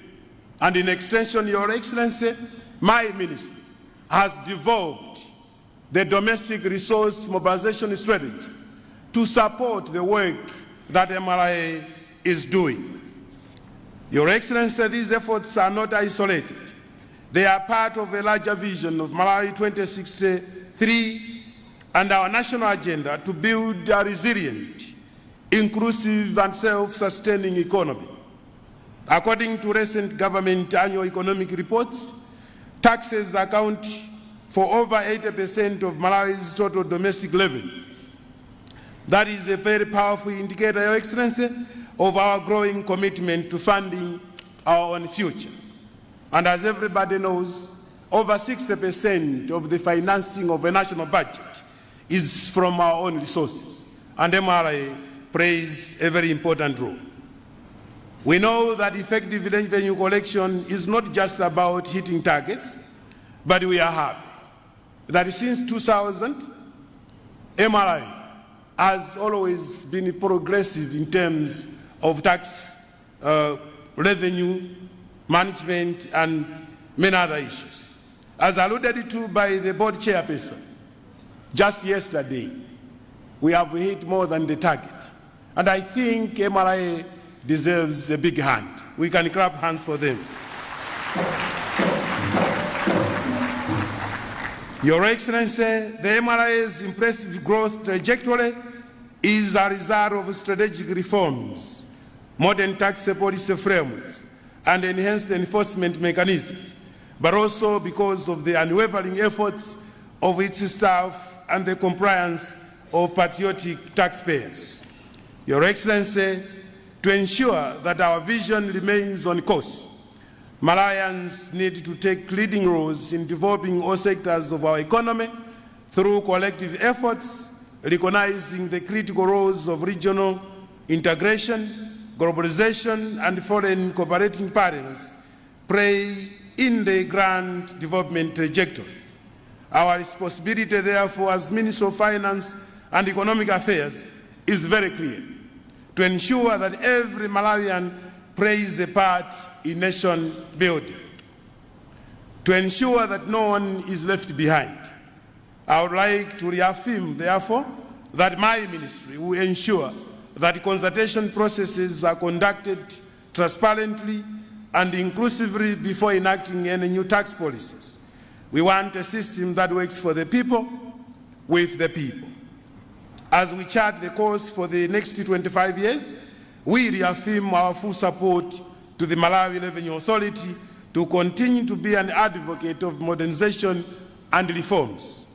The automation of tax administration systems and legislative and regulatory reforms that have been undertaken have not only helped improve service delivery, but also elevated Malawi's global ranking in doing business.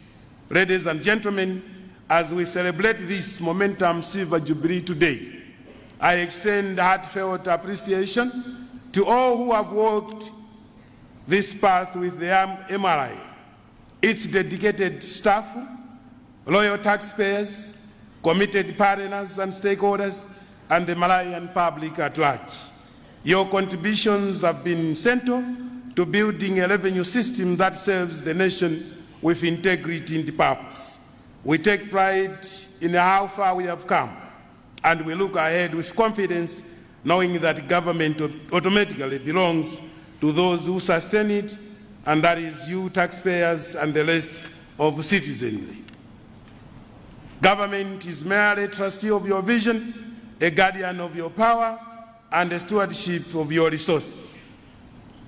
Your Excellency, as I come to my speech's conclusion, I would like to assure Malawians that in the next 25 years, Malawi Revenue Authority will do much more better, and we believe that under your leadership, Your Excellency, will always hit the targets. Your Excellency, in the spirit of one Malawi, one people and one nation, and indeed in the spirit of knowing that inuyo a president ndinuo wina ndimafuna nditengerepo mwai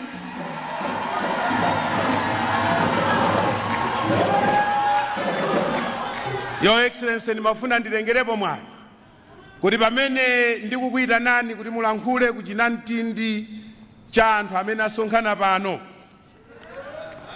penate ija mwagoletsa dzana ija a president tawina kale a president zikomo kwambiri.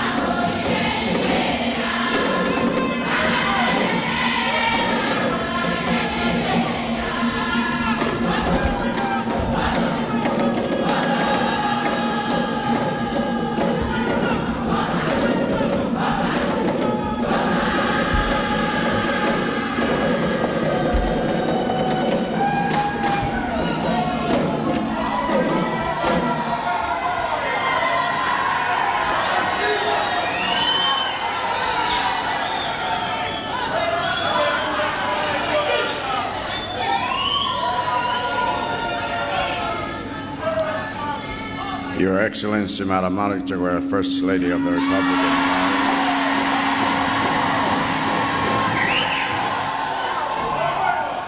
Honorable Simplex Chichola Banda, Minister of Finance and Economic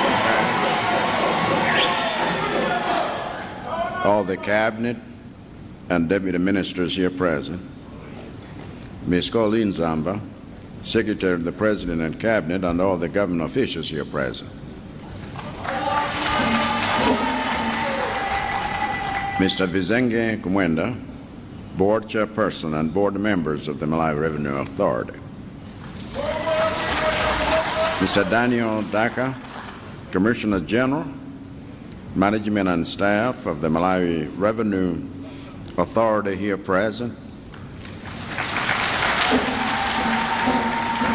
All the former Commissioners General of the Malawi Revenue Authority here present.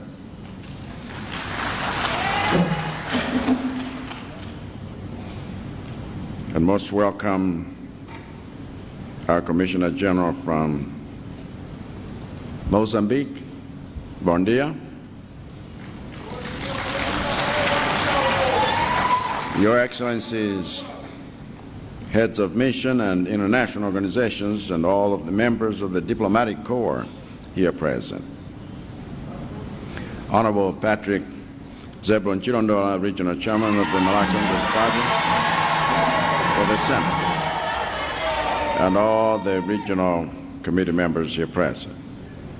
Pastor Jimmy Piri, officiating clergy, and all religious leaders here present, all of the traditional leaders here present, distinguished invited guests, ladies and gentlemen. It seems like this is a special year of divine favor for Malawi, the year in which the economic fortunes of our nation and our people will begin to manifest. Last month, I was here for the celebration of the 60th anniversary of the Reserve Bank of Malawi. And today we begin the new month of August with the celebration of the silver jubilee of the Malawi Revenue Authority. To me, these are not mere celebrations, but signals of the season we're about to enter, a season of remarkable revenue for Malawi and a season of great reserves of wealth for Malawians. And I say this with confidence because, as government, we have completed the task of laying the foundations for Malawi's prosperity. And we are now only 45 days from an historic election that will allow us to build decisive actions onto that foundation. Over the past 5 years, we laid a foundation of tax-free income for everyone earning less than 100,000 kwacha, and now we are ready to build on that foundation with a tax cut of no less than 10% for everyone across the board over the next 5 years. Over the past 5 years, we laid a foundation of strengthening governance in the institution of the Malawi Revenue Authority, and now we're ready to build on that foundation with a broadening the tax base over the next 5 years. Over the past 5 years, we have laid the foundation of incentivizing citizens to honor their tax obligations, and now we're ready to build on that foundation with direct rewards to citizens who go above and beyond the call of duty, such as our plan to give tax discounts to those who contribute the excess food they grow to our national food reserves to support vulnerable households. Over the past 5 years, we've laid the foundation of strengthening systems of accountability and transparency in the manner we collect and utilize taxes and fees. And now we're ready to build on that foundation with the new policy to be adopted over the next 5 years, where we will abolish the use of cash for the payment of taxes and all government services across the country, thus ending decades of abuse against citizens within government premises.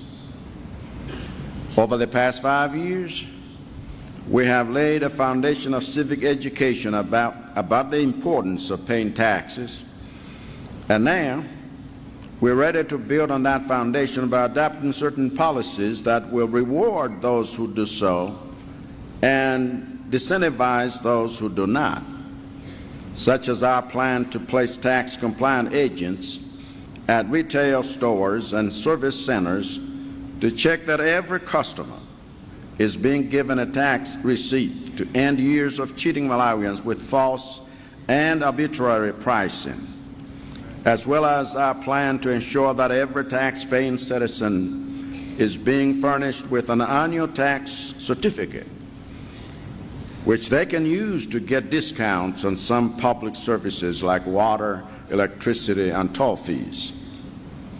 These are serious policy shifts that are less than 2 months away from being in place. And part of my selection of Engineer Mbigo Mumba as the next Vice President of Malawi is to ensure that these things are being implemented. Is to ensure that these things are being implemented with speed. But the principle underlying all these plans is very simple. It is a principle of self-reliance, which is a key objective of the Malawi 2063 vision. In this nation, we generate enough revenue to finance our own budget 100%. But we need to use strong systems to governize those resources in a common direction of nation building and public service delivery, so that in what we must do in the next 5 years and in the next 25 years of Malawi Revenue Authority, we must ensure that these things serve Malawians and their economic emancipation. And so I congratulate you for reaching this milestone of a silver jubilee. God bless you and God bless Malawi.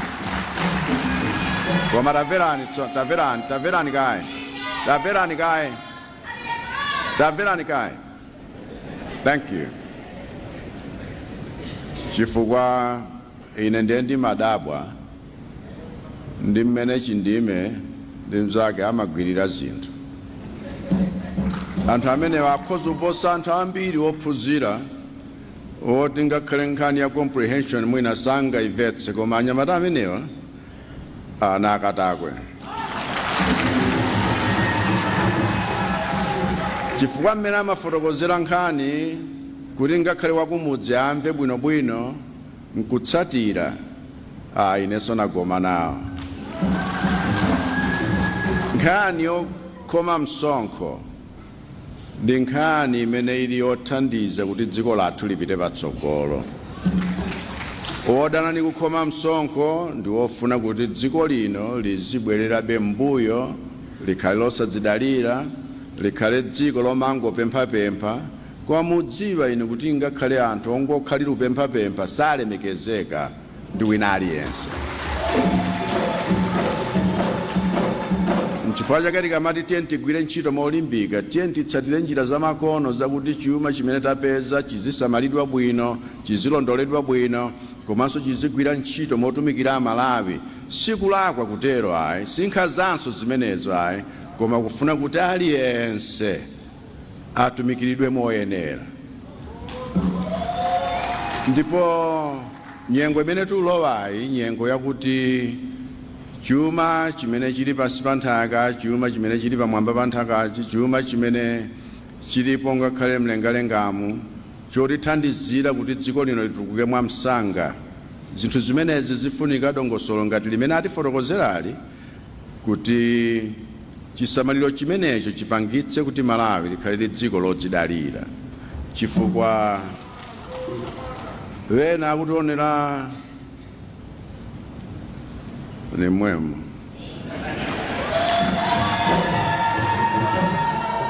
Amalimba mtima chifukwa nthawi zina amaonanso kuti ifeni yake tilibe mtima wofunitsitsa kuti chuma chathu chitumikire ifeni.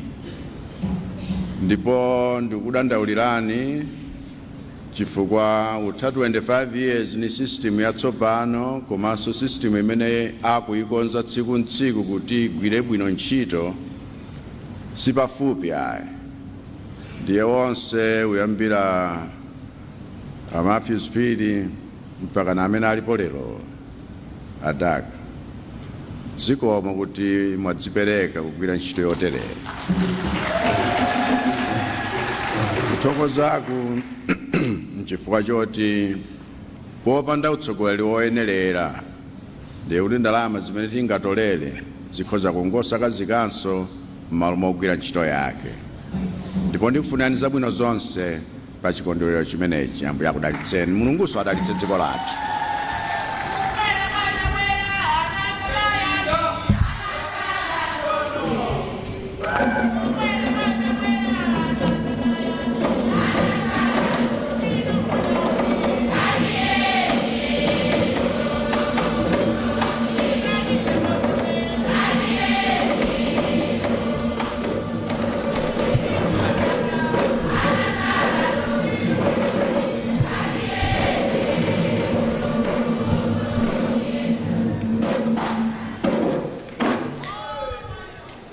zikomo kwambiri olemekezeka president chifukwa cha mawu amene mwatiyankhula okhudzana ndi tsiku la lero chisangalalo kuti takwanitsa zaka 25 tili ndi bungwe limeneli la MRA kugwira ntchito yotolera misonkho komanso kuchita zitukuko zosiyanasiyana zomanga Malawi.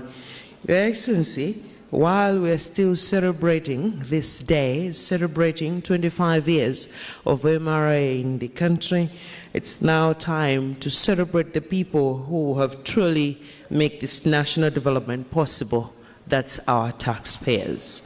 Your Excellency, before we begin with that, there is also a gift presentation that was set just for you to say thank you very much for being part of this day. Let me now invite the board chairperson of MRA to come forward with the gift and present to His Excellency the President this time.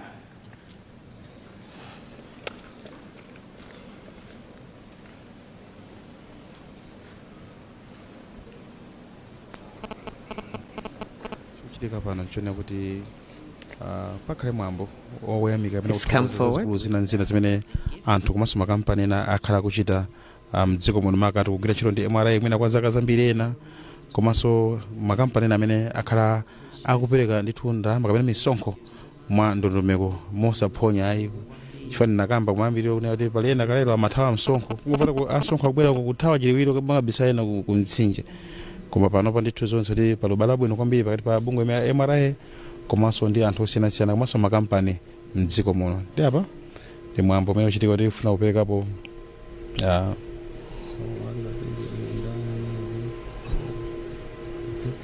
mwapadera letu mphatso imeneyo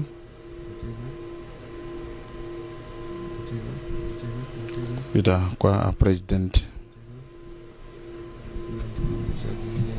A president avalanso nonso uniform ija ya bungwe la Revenue Authority imakhala ndithu ya black kwa manja muso makhantu timakala zinele ngati yellow choncho kapena cream white imakhaso ndi nyota chifatu kuli maudindo osiyanasiyana ku bungwe la MRA choncho ndithu naonso president mapewa mwaonso muliso ndithu nyota zimenezo ndithu zimene zilipo mathaona ena mwina ubungo la MRA mwina mapewa mulibe kanthu soti ena kanthu kumena kamodzi ena mapitirira choncho chimodzi ma department osiyanasiyanaso ngati muchalira chitetezo mdziko muno kuma kanthu maudindo osiyanasiyana ndi maudindo amadziwika so ndi marank amene amaonera mapewa amomo. Tsiku lalikulu kwambiri kuti bungwe la Malawi Revenue Authority lakwanitsa zaka 25 lugwira ntchito zake mdziko muno. Ine kuti ambiri so amene afuroza ngakhala president komanso anduna nayo kuti bungwe la MRA lugwira ntchito zazikulu kwambiri chifukwa misewu zomangamanga zosiyanasiyana kandi ndi nzipatalamo ndalama zake tu zimachoka ku bungwe limene nkheso board chairperson wa bungwe la MRA avizenge kumwenda nawo anatsimikizaso ndithu momwe bungwe limene lugwira ntchito zake ndithu komanso ayamika akuluakulu a bungwe limene la MRA kuyambira mwe idayambika ndithu kudzafika pano mwe kuli Commissioner General Daniel Daga kuti agwira ntchito yotamandika kwambiri chifukwa aona ntchito osiyanasiyana zathandizaso kwambiri kuti bungwe la MRA lipite patsogolo kufika pamene lakwanitsa zaka 25. Now, as I said, we are moving on to another activity that we are about to recognize and acknowledge the top contributors of tax paying here in the country. Now, let me now invite the protocol team to guide us on how we are doing this one, as I invite Your Excellency to come forward. The Honorable Minister, and of course, the board chairperson.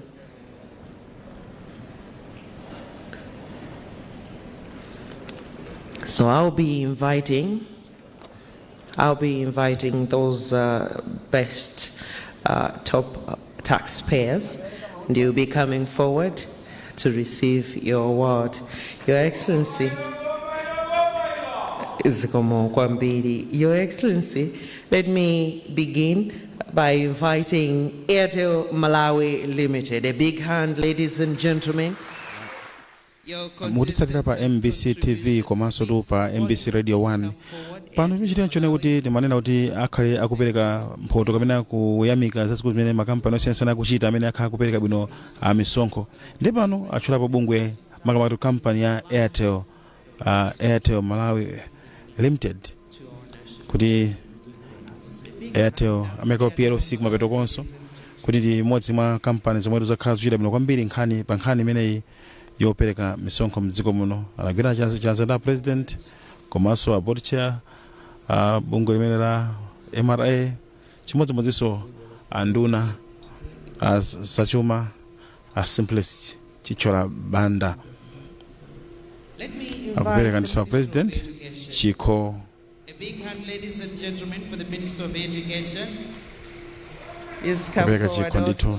Thank you so much for ensuring Kwa mmodzi mwa akuluakulu a bungwe la Airtel. Mwambo upitirirabe ndithu kupereka ulemu wapadera kapena kuti mawadi kwa kampani kandi anthu amene akhala kuchita bwino kwambiri, kuchita comply osachita kagunyuza iyayi. Anakambapo ndime ndi phungwa kuti za fast kuti mwina mpana fast kuthamanga kumeneko kaguduka kagwira anthu ayi to okha nthu kupereka msonkho. Podzera msonkho ndofunika kwambiri pa chitukuko cha dziko la Malawi. Ngakhale masomphenya a Malawi 2063 kuti atheke nkhani zake ndi misonkho kutolera bwino ndalama zonse zigwirenso ntchito moyenerera. Thank you so much for building our infrastructure and our economy. A big hand while they are coming to receive their award. Thank you so much for contributing to the development of this country. Next one, we are having Gordon Bay Limited. The big hand, ladies and gentlemen. They have also done well. We're talking of steadfast compliance of taxes. Thank you so much. As they are coming, a round of applause, ladies and gentlemen. Are you there, Gordon Bay Limited? Bungwe limene la MRA limagwira ntchito osiyanasiyana mdziko muno. Apa mmene manena kuti akuthokoza kwa anthu amene akhala kuchita bwino kwambiri popereka misonkho. Ndiye manena kuti bungwe limene la MRA limagwira ntchito yotolera misonkho pakatundu yemwe akulowa mdziko muno kapenanso kutuluka mdziko muno, customs duty. Komanso toleratu misonkho pa ogwira ntchito mboma komanso makampani omwe saboma, makampani osiyanasiyana khale m'mashopu msitolo zosiyanasiyana uja mati pay as you earn pay. Komanso pali nkhani yotolera misonkho pakatundu osiyanasiyana imwe anthu amagula m'mashopu msitolo ngati za magroceries titero unena kwa magroceries ande sopo kandi yani zimenezo nkaka ziwiya za nyumba zomwe zimagwira ntchito zosiyanasiyana zimene anthu amagula msitolo amadula posolo msonkho ja mati value added tax VAT. Komanso tu pamakhala ya msonkho ja wachikole uja mati withholding tax. Komanso pali msonkho wapa chaka uja wa income tax kuti kampani yapeza ndalama zotani choncho tu amafuna adziwe zimene apezeramo kuchotsapo kena kake ndithu kuperekanso ku bungwe limene la MRA. Palinso msonkho wakatundu osiyanasiyana kuphatizapo mowa ndithu umene anthu osiyanasiyana mwina ena amatenga umene uso amadulaponso msonkho ndithu. Choncho chikondolo cha mutu mwambo umenewo chikondolo chimenechi mutu wake ndimene panena kuti msonkho wanga chitukuko chathu dziko lathu. Msonkho wanga chitukuko chathu dziko lathu. honoring the past, shaping the future. Ndipo cholinga cha MRA chomwe boma lidakhazikitsira bungwe ndi kulolera misonkho malo maboma. Nchifukwa amagwira ntchito kwambiri ndi treasury, minister of finance, chimodzimodzi zinthu zikuyenda bwino kwambiri.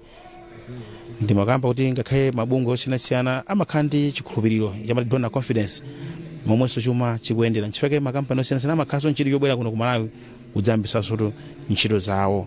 Amaona zinthu ngati zimene chuma chikuyenda bwanji makampani amene akaona akunjaje kuna chuma chikuyenda bwino zamalamulo zikuyenda bwanji akaona zonsezo mpema makhala ndi chidwi chobweranso kudzayambisa ntchito zawo. Ndipo pakali pano president akutolesa chithunzi tu ndi makampani aja amene tu achita bwino kwambiri pa nkhani yopereka misonkho. Kujambulitsa ndithu chithunzi pali board chair manena muja Vizenge kumwenda board chair bungwe mera MRA komanso anduna a finance Simplex Chichola Banda. Bungwe imene la MRA makampani lidakhazikitsidwa mchaka cha 2000 ndipo unduna wa zachuma ndi mwetu umayang'anira ntchito zimenezi ndithu. Poyamba adakhazikitsa kumene bungwe lidali ndi malo ogwira ntchito mukizungulingana kuti madepartment omwe analipo makapaka awiri, department ya customs and excise ndi income tax. Ndipo nthawi imeneyo kenako zidakalawatu nyumba ya malamulo pamene ndithu adakhazikitsa kuti tsopano ikhale bungwe limodzi imeneli mchaka 2000 khala bungwe la MRA. Ndipo tinene kuti ubale pakati pa dziko Malawi ndi mayiko osiyanasiyana ndi wakulu kwambiri. Ndi ubale umene uso umasafikiranso kwambiri kupitanso ku nthambi zosiyanasiyana za boma m'dziko muno. Nchifukwa pamwamba ngati wa lero papezekanso tu commissioner general wa bungwe loona za misonkho m'dziko la Mozambique amene onso ndithu ali konkuno udzakhala pamwamba ngati umenewo. Ndi makamba kuti kuli paja one border post imene ili kuja kudedza ndithu tikugwira ntchito limodzinso dziko la Malawi ndi Mozambique. Chimodzimodzi ku Zambia kuli kumwami border nchinji mwami border post a president anenati manena kuti one go for zinthu zoti munthu mangopanga kamodzi kupita border iyi watero zinaso zikutheka nthamweyo akuti ngakhalenso amene amankhule mmodzi mwa akuluakulu a bungwe la MRA akachomoza ati iyayi zamadobadoba panopo kulibe mbali ya maborder post ndipo akuthana nazo chifukwa maborder post amenewa akuthandiza kwambiri akumanga ina kuchiponde akambapo zimene zokusongo uko sozoti zinthu zimenezi zikuyenda bwino kwambiri. Ndi mwambo umene mukutsatira pa MBC TV komanso pa MBC Radio 1 kuti bungwe la MRA bungwe loona misonkho m'dziko muno lakwanitsa zaka 25 kuyambira pomwe adalikhazikitsa mchaka cha 2000. Tipitizebe kutsatira zonse.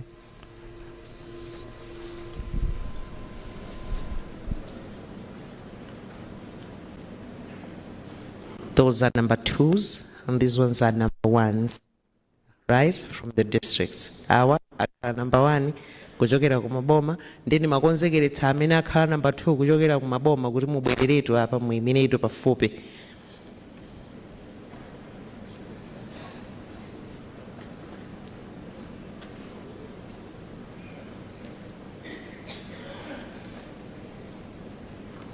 Kupereka misonkho ndi ntchito ya wina aliyense kuti akuyenera ndithu kupereka misonkho imene imathandizira ndithu pa chitukuko cha dziko. Ndi aliyense ali ndi udindo kulikonse ntchito ina iliyonse business ina iliyonse somwe inu mukuchita mukuyenera ndithu kumapereka misonkho imathandizira ndithu kumanga dziko.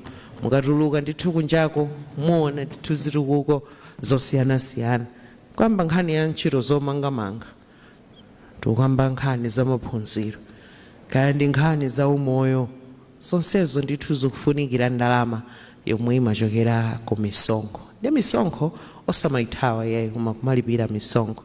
Chithunzi ichi tukamba nkhani ndi nkhanibe pakutolera zithunzi ndithu zimene ndithu zochitika kuno ku BICC mmene timakiza ndi ena akuluakulu a bungwe la MRA kuyambirira kuja ananena kuti nzofunika kwambiri kuti anthu asanagule galimoto adzikafunsa kwa MRA kuti ndifuna ndigule galimoto iyi, amapereka upangiri ati zina zimene zapangisati kuzikhala galimoto zambiri ngati ku boda kusongwe uko khanzeke zoti anthu sadafunse kuti galimoto akagula ndalama zingati foti zimatengeranso kuti galimoto ya chaka chanji.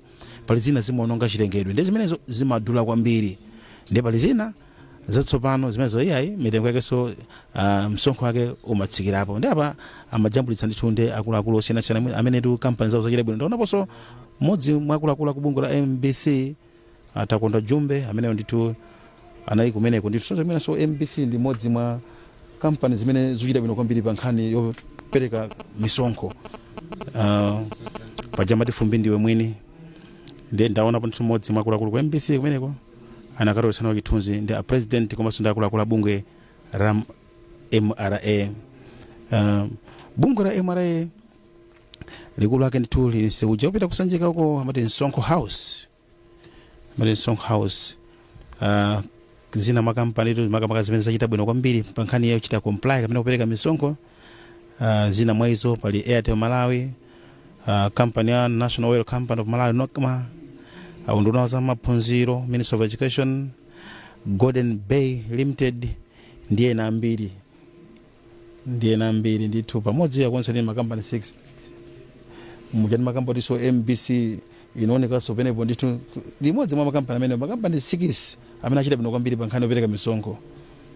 Zinthu zofunika kwambiri fa misonkho imene magwira ntchito bwino kwambiri, masala ndalama zolipira anthu ogwira ntchito mboma, kuchipatala, misewu zomangamanga. Taonanso chinyumba chabwino kwambiri kutcholo cha maofesi aboma nkhani zake zomwezo kunzimba uko maofesi amene akuoneka kumeneko kumberwa uko district council uko stadium kumeneko kumwanza stadium ndalama zake zimene za MRA kandi sewaneno kupangidwa kumene kucha uko ndalama zake zimakhala zimene zocha ku MRA. Anafotoza ndithu akuluakulu amene wa MRA kuti ya ntchito zake zimagwira zambiri zedi ndithu zimene zikuoneka ndi maso ndithu kandi sukulu zimene zimagwira zambiri mdziko muno nkhani zake ndalama zake zimene zotola za misonkho bungwe limeneli la MRA. Apa ndithu amatotsa zithunzi ndithu mabwera ndithu naona ndithu akuluakulu so anthambi zosiyanasiyana, naonaponso a prison, apolisi amene foti zinthu zimakhala kuti amagwira ntchito limodzi. Mukuyenera kuti pali ma department amapatsirana department oloma nduna amagwira ntchito mothandizana ndithu kuti zinthu zilongosoka. Chifukwa chake so MRA payokha singagwire ntchito ngati zimenezi. China simene anakamba kwambiri nchonena kuti ntchito chatimapita mu shop kumagwisa ntchito kamakina kena kamatulutsa receipt kamene akuti tsopano katha kuyambira lero adzigwisa ntchito njira ina kuti invoicing imene ipadzi kubwera ndithu dongosola olopa internet pakoso ngati makina amene anatu zambiri zimakhala simalongosoka iyayi koma pazikhala straight ndithu mbali imene ya invoicing imene akuti ayambika lero MRA ndikuti akhala kufotokozera ndithu Malawi fana nena kuti amaphunzitsa anthu zimene akuchita ngati bungwe lawo la MRA kwadziwitsa anthu ndithu kuti azichita kumapereka msonkho. Pali ya voluntary kuti munthu wekha adzingobwera basi kukapereka msonkho. Ndi apa ndithu akupitirirabe ndi makamba mbali ya investment apatu amene alipo ena amene atosaithunzira president apa ndanzathu achimwenye kuchoka maiko osiyanasiyana amene wandithu ali makampani awo kuno ku Malawi amalembanso ntchito a Malawi ndiri za misonkho zikwakhudzaso nchifake akupezekanso kumwambo ngati umenewo kuti bungwe la MRA lakwanisa zaka 25 kulugwira ntchito mdziko muno. Ndikuti kutosa thunzi kuti akapitirira fara president akhalabe kumeko ndithu limodzi ndi nduna ya zachuma komanso wapampando oyendetsa ntchito za bungwe la MRA amene wa avizenge kumwenda ndi ndikuona kuti kutsogolo kutsogolo amene akupita kumene ndi akuluakulu ndithu osiyanasiyana bungwe la MRA.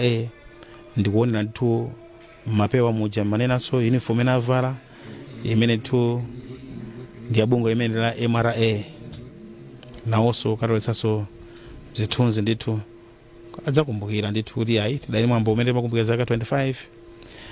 Anakambanso kuti pali ntchito cha Ascuda imene ili ati paliponse pali MRA maboda monse ukapolo uko karonga ukandi kuti imene ndime mathandiza kwambiri kuti ilimbikitsa ubale pakati pa dziko la Malawi MRA komanso nthambi mabungwe otolera msonkho m'maiko amene ayandikana nawo kapenanso amene ali kutali kwambiri chifoti amakhala achiyonse akuchiona pepala lija kulilemba pano letu koso ku Mozambique aliona kale kuti azathu akufuna izi choncho akuti zikupititsa patsogolo kwambiri ntchito zotolera msonkho akuti kalero amapanga manyo kunena kuti makitotenga pepala kulemba kapenanso kungutuma wina takapanga chakuti apo panopo amatuma kompyuta kuituma kompyuta kupita ku Zambia kuituma kompyuta kupita ku Mozambique zoyenda nditu luso la makina a internet nchifake pale ubala bwino pakati pa dziko la Malawi ndi maiko ena ndithu pa nkhani imene ya luso la makina a internet kuti ntchito ngati zimenezi ziziyenda bwino kwambiri kuchitemba chikata kuchoka ku Capitol Hill pa kompyuta nthawi jafika ku Msonkho House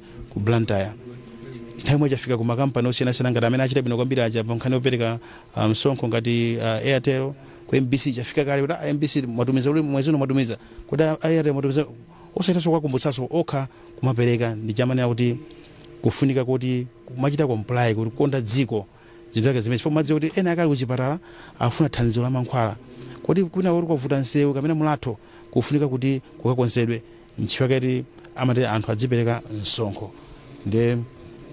ndizofunika kwambiri kuti anthu adzipereka msonkho mdziko muno komanso nkhani ije makamba ya askuda kuna kuti ili maboda onse a mdziko muno ayimwara yagwetsa ntchito ngati imene ikuthandiza kwambiri kuchepetsatu mchitidwe cha ziphuphu ndi katangale komanso kulakwitsa kumene anthu amachita kwakwezanso kwambiri kuti ntchito za msonkho imene amafotokozanso akuluakulu ngati akakwesa akachomoza anafotokoza komanso abalawe ananena kuti ndalama zimene akutolera zapita patsogolo kwambiri fota anthu akutsatira kwambiri komanso fota akugwiritsa ntchito kwambiri luso la makono kuti anasiya kuchita manyo komanso kupereka information kusunga information komanso kupereka information kuti zinthu zikuyenda bwanji imene pachingereza kuti enhances data reporting and trade statistics kuti zinthu zikuyenda bwanji apa momwe chuma chikumayendera komanso anafotokozanso kuti ngakhale ija one border postage ikuthandiza kwambiri kuti katundu azinchita clearance sanga border paja ali matraki ndachiza kwa matraki driver ena pa njinja pa mwa border post akuti kale timachita kwambiri pano tsiku kutha kwa pano ati ya ifoti ya one border post imene boma lalimbikitsa kwambiri enaso akumanga kumene pakale pano sakumachita pa border zimene zitsonza kuti katundu ayende nsanga kupita kumene akupita ifoti kuchedwa kwa katundu nkuchedwanso kwa ndalama nthawi zambiri komanso zothandiza kwambiri kuti pakati pa maiko osiyanasiyana pakhale ubale kwambiri amale ena kama regional integration kuti malonda adziyende bwino pakati pa maiko osiyanasiyana amenewa asikuda imene imathandiza zimenezo choncho bungwe la Malawi Revenue Authority kwambiri limagwiritsa ntchito ngati imene njira imene ya asikuda imene asikuda world pogwiritsa ntchito popanga zinthu osiyanasiyana ndi apa ndikuona kuti ntchito chotolera zithunzi ndi akuluakulu osiyanasiyana bungwe la MRA yatha ndithu apa ndithu yatha komano nzonera kuti bungwe limene la MRA likugwira ntchito ndi nthambi zosiyanasiyana nchifukwa kawikawi limapita kumakumananso ndi anthu amene amapereka misonkho kumakumbutsa kuti kufunika kwa msonkho komanso likamabwera ndi product kapena mtundu wina wa msonkho limafotokozanso kuti ayi pabwera njira iyi pakwena tipange chotere tipange motere zimene zidaletsa kuti anthu asamathawe msonkho chifukwa amalumikizana chifukwa MRA sikuti ndiyoopsa ayi foma ina tizimvanana fadi ikupanga zimenezi moti kuthandizana ndi amalayo ngakhale limakhaliza maloso ena achipikisheni maloso ena cholinga kuti adziona kuti zinthu zikuyenda bwino anakambaponso kuti bungwe la MRA amene abalawe amene anafotokozera kuti kuli tima drone tindege ting'ono timene timayenda malo osiyanasiyana maboda malira dziko lino kuona kuti pasapezeke ena amene akudutsa njira za madulira kani makontena aja amatha kumaona kuti apo tichite motere so kuti luso la makina a internet likupita patsogolo kwambiri apa ndithu president limodzi ndi Bezwick amene wa Bezwick amene mkulu wakale wa bungwe la MRA wathokoza kuti munabwera pano nanunso munagwira ntchito yabwino kwambiri fana fotokoza kuti ni mmodzi mwa amene anathandiza kwambiri mbali ya automation kunena kuti luso la makono limene lichoke kumanyo kwambiri uku lipite kuti anthu adziona kuti agwiritsa ntchito luso la makono a internet chamane kuti azitha kumaonana ndi apa president akuchoka kumene amatotsa zithunzi kubwereranso tu pamalo omwe anakhala koma president ndithu anayankhulapo ndithu zolimbikitsa komanso kuthokoza ntchito yakulu imene bungwe la MRA likugwira mdziko muno pa ntchito zachitukuko choncho ndithu anatsindikaso kufunika kuti kumachita comply kapena kuti kumapereka ndithu msonkho.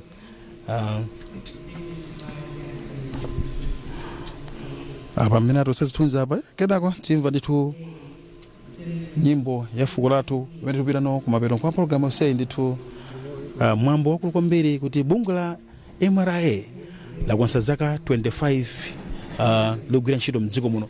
Mwambo ngati umenewu umathandiza kwambiri kaya ndi kampani kaya ndi dziko limene tingoti tipitha kuyambira pansi kaya ndi banja umatha kuyang'ana kuti pa zaka 25 imenezi kuti tachita bwanji ifeyo nanga kumene tupita kuti tichite bwanji kuyang'ana mbuyo kuyang'ana kutsogolo.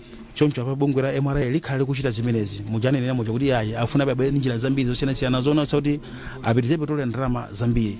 Chifukwa mayiko ndi mabungwe osiyanasiyana amayang'ana momwe ntchito zachuma zikuyendera kuti akutolera ndalama zikuyenda bwanji nanga ndalama mdziko zikugwira ntchito bwanji pachingerezi amati fiscal policies muchingerezi amatero ena kwake kuti boma ligwiritsa ntchito bwanji njira ngati zimene. Chifukwa panopo patatha zaka 13 mabungwe mayiko anasiya kuthandiza dziko la Malawi panopo adayambiranso foti aona momwe chuma cha dziko chikuyendera. Nkhani zimenezi zimene amafuna mayiko ndi mabungwe osiyanasiyana akunja. Choncho ndithu apa ndithu ndimafotokoza kuti ndi mwambo ofunika kwambiri.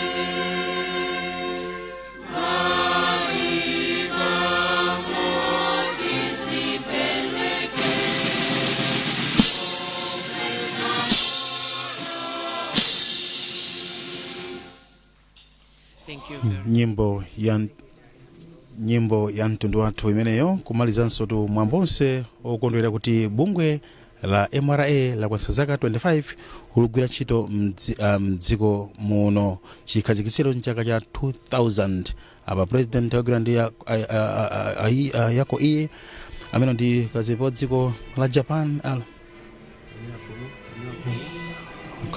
kuno ku Malawi kugwirana chanza ndi akuluakulu osiyanasiyana amene amapezeka muno. President limodzi ndi mayi wa dziko lino Madam Monica Chakwera kwezabe kugwirana chanza ndi senior chief Lukwa mwambo waukulu kwambiri. Ndimakamba kuti ndi mwambo umene umathandiza kwambiri kuti uyang'ane kumbuyo kuti tachoka pati, tafoka pati, kapena tichite bwanji tilimbikitse ntchitozi kupita chitsogolo. Ndi bungwe lofunika kwambiri limeneli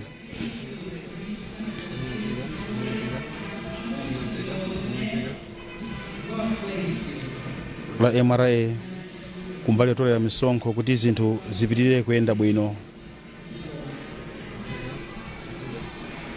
Apa president tsopano akutuluka mchipinda chimenechi. Situ mwambo umenewu watchera pamenepa. Nabwera ndithu anthu ochuluka kwambiri.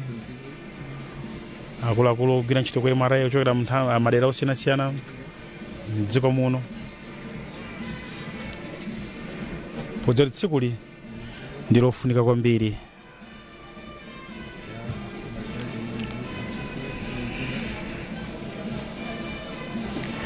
Nde apanso ine Mayeso Chikhadzula malo mwanzanga osemenenano kuno ku BICC komwe president wa dziko lino anena pa mwambo umenewu okondwerera kusangalala kuti bungwe la MRA bungwe lotolera misonkho m'dziko la Malawi lakwanitsa zaka 25 likugwira ntchito zake. Inenso ndipekeniso tu kwanza tu kukwacha komanso kuchichiri mu mzinda wa Blantyre. Tithokoze pamene pa MBC Radio 1 komanso pa MBC TV mwakoma nonse.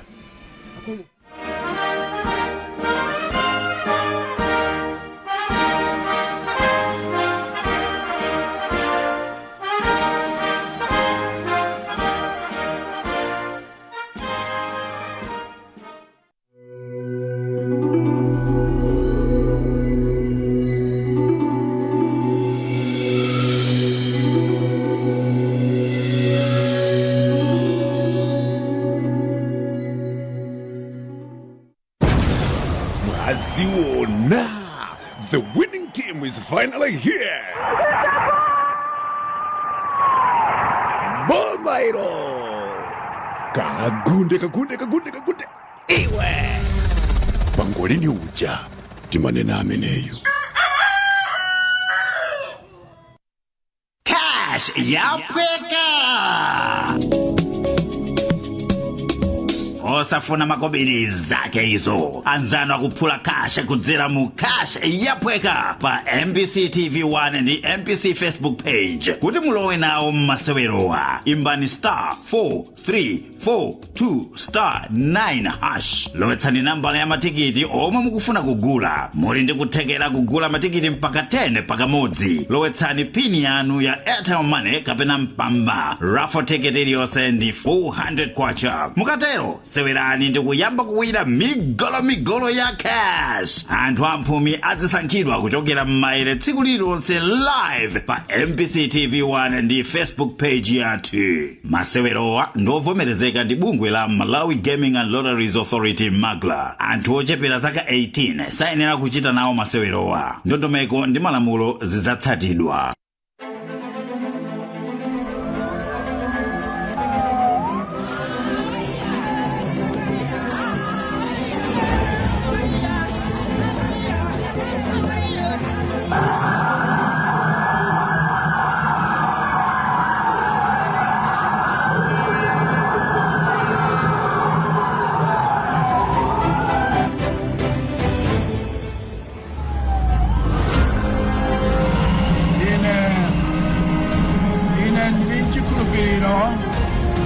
Pamene Mulungu anandiika pa mpando umenewu anali nafe cholinga ngati dziko.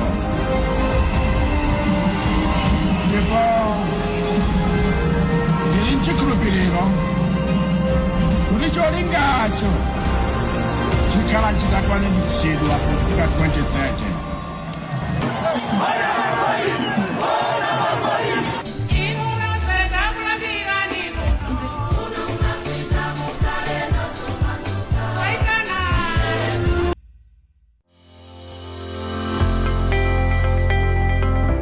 The D-Day, 18th April 2024. Agenda. Results of the National Survey on Access and Use of Information and Communication Technologies by Households and Individuals in Malawi 2023. Malawians trust us, they watch us, and they listen to us. From a news perspective, from a program's perspective, it means we need to up our game. For one to be a great champion, you have to compete. On behalf of NBC Radio 1, it means a lot. Just confirms what we have been through and through. It is settled. NBC TV has the highest viewership and NBC Radio 1 has the highest listenership in Malawi. We said it before and we are saying it again now. We broadcast to millions. Set your view bar beyond friends and family. Choose the market leader. Choose NBC.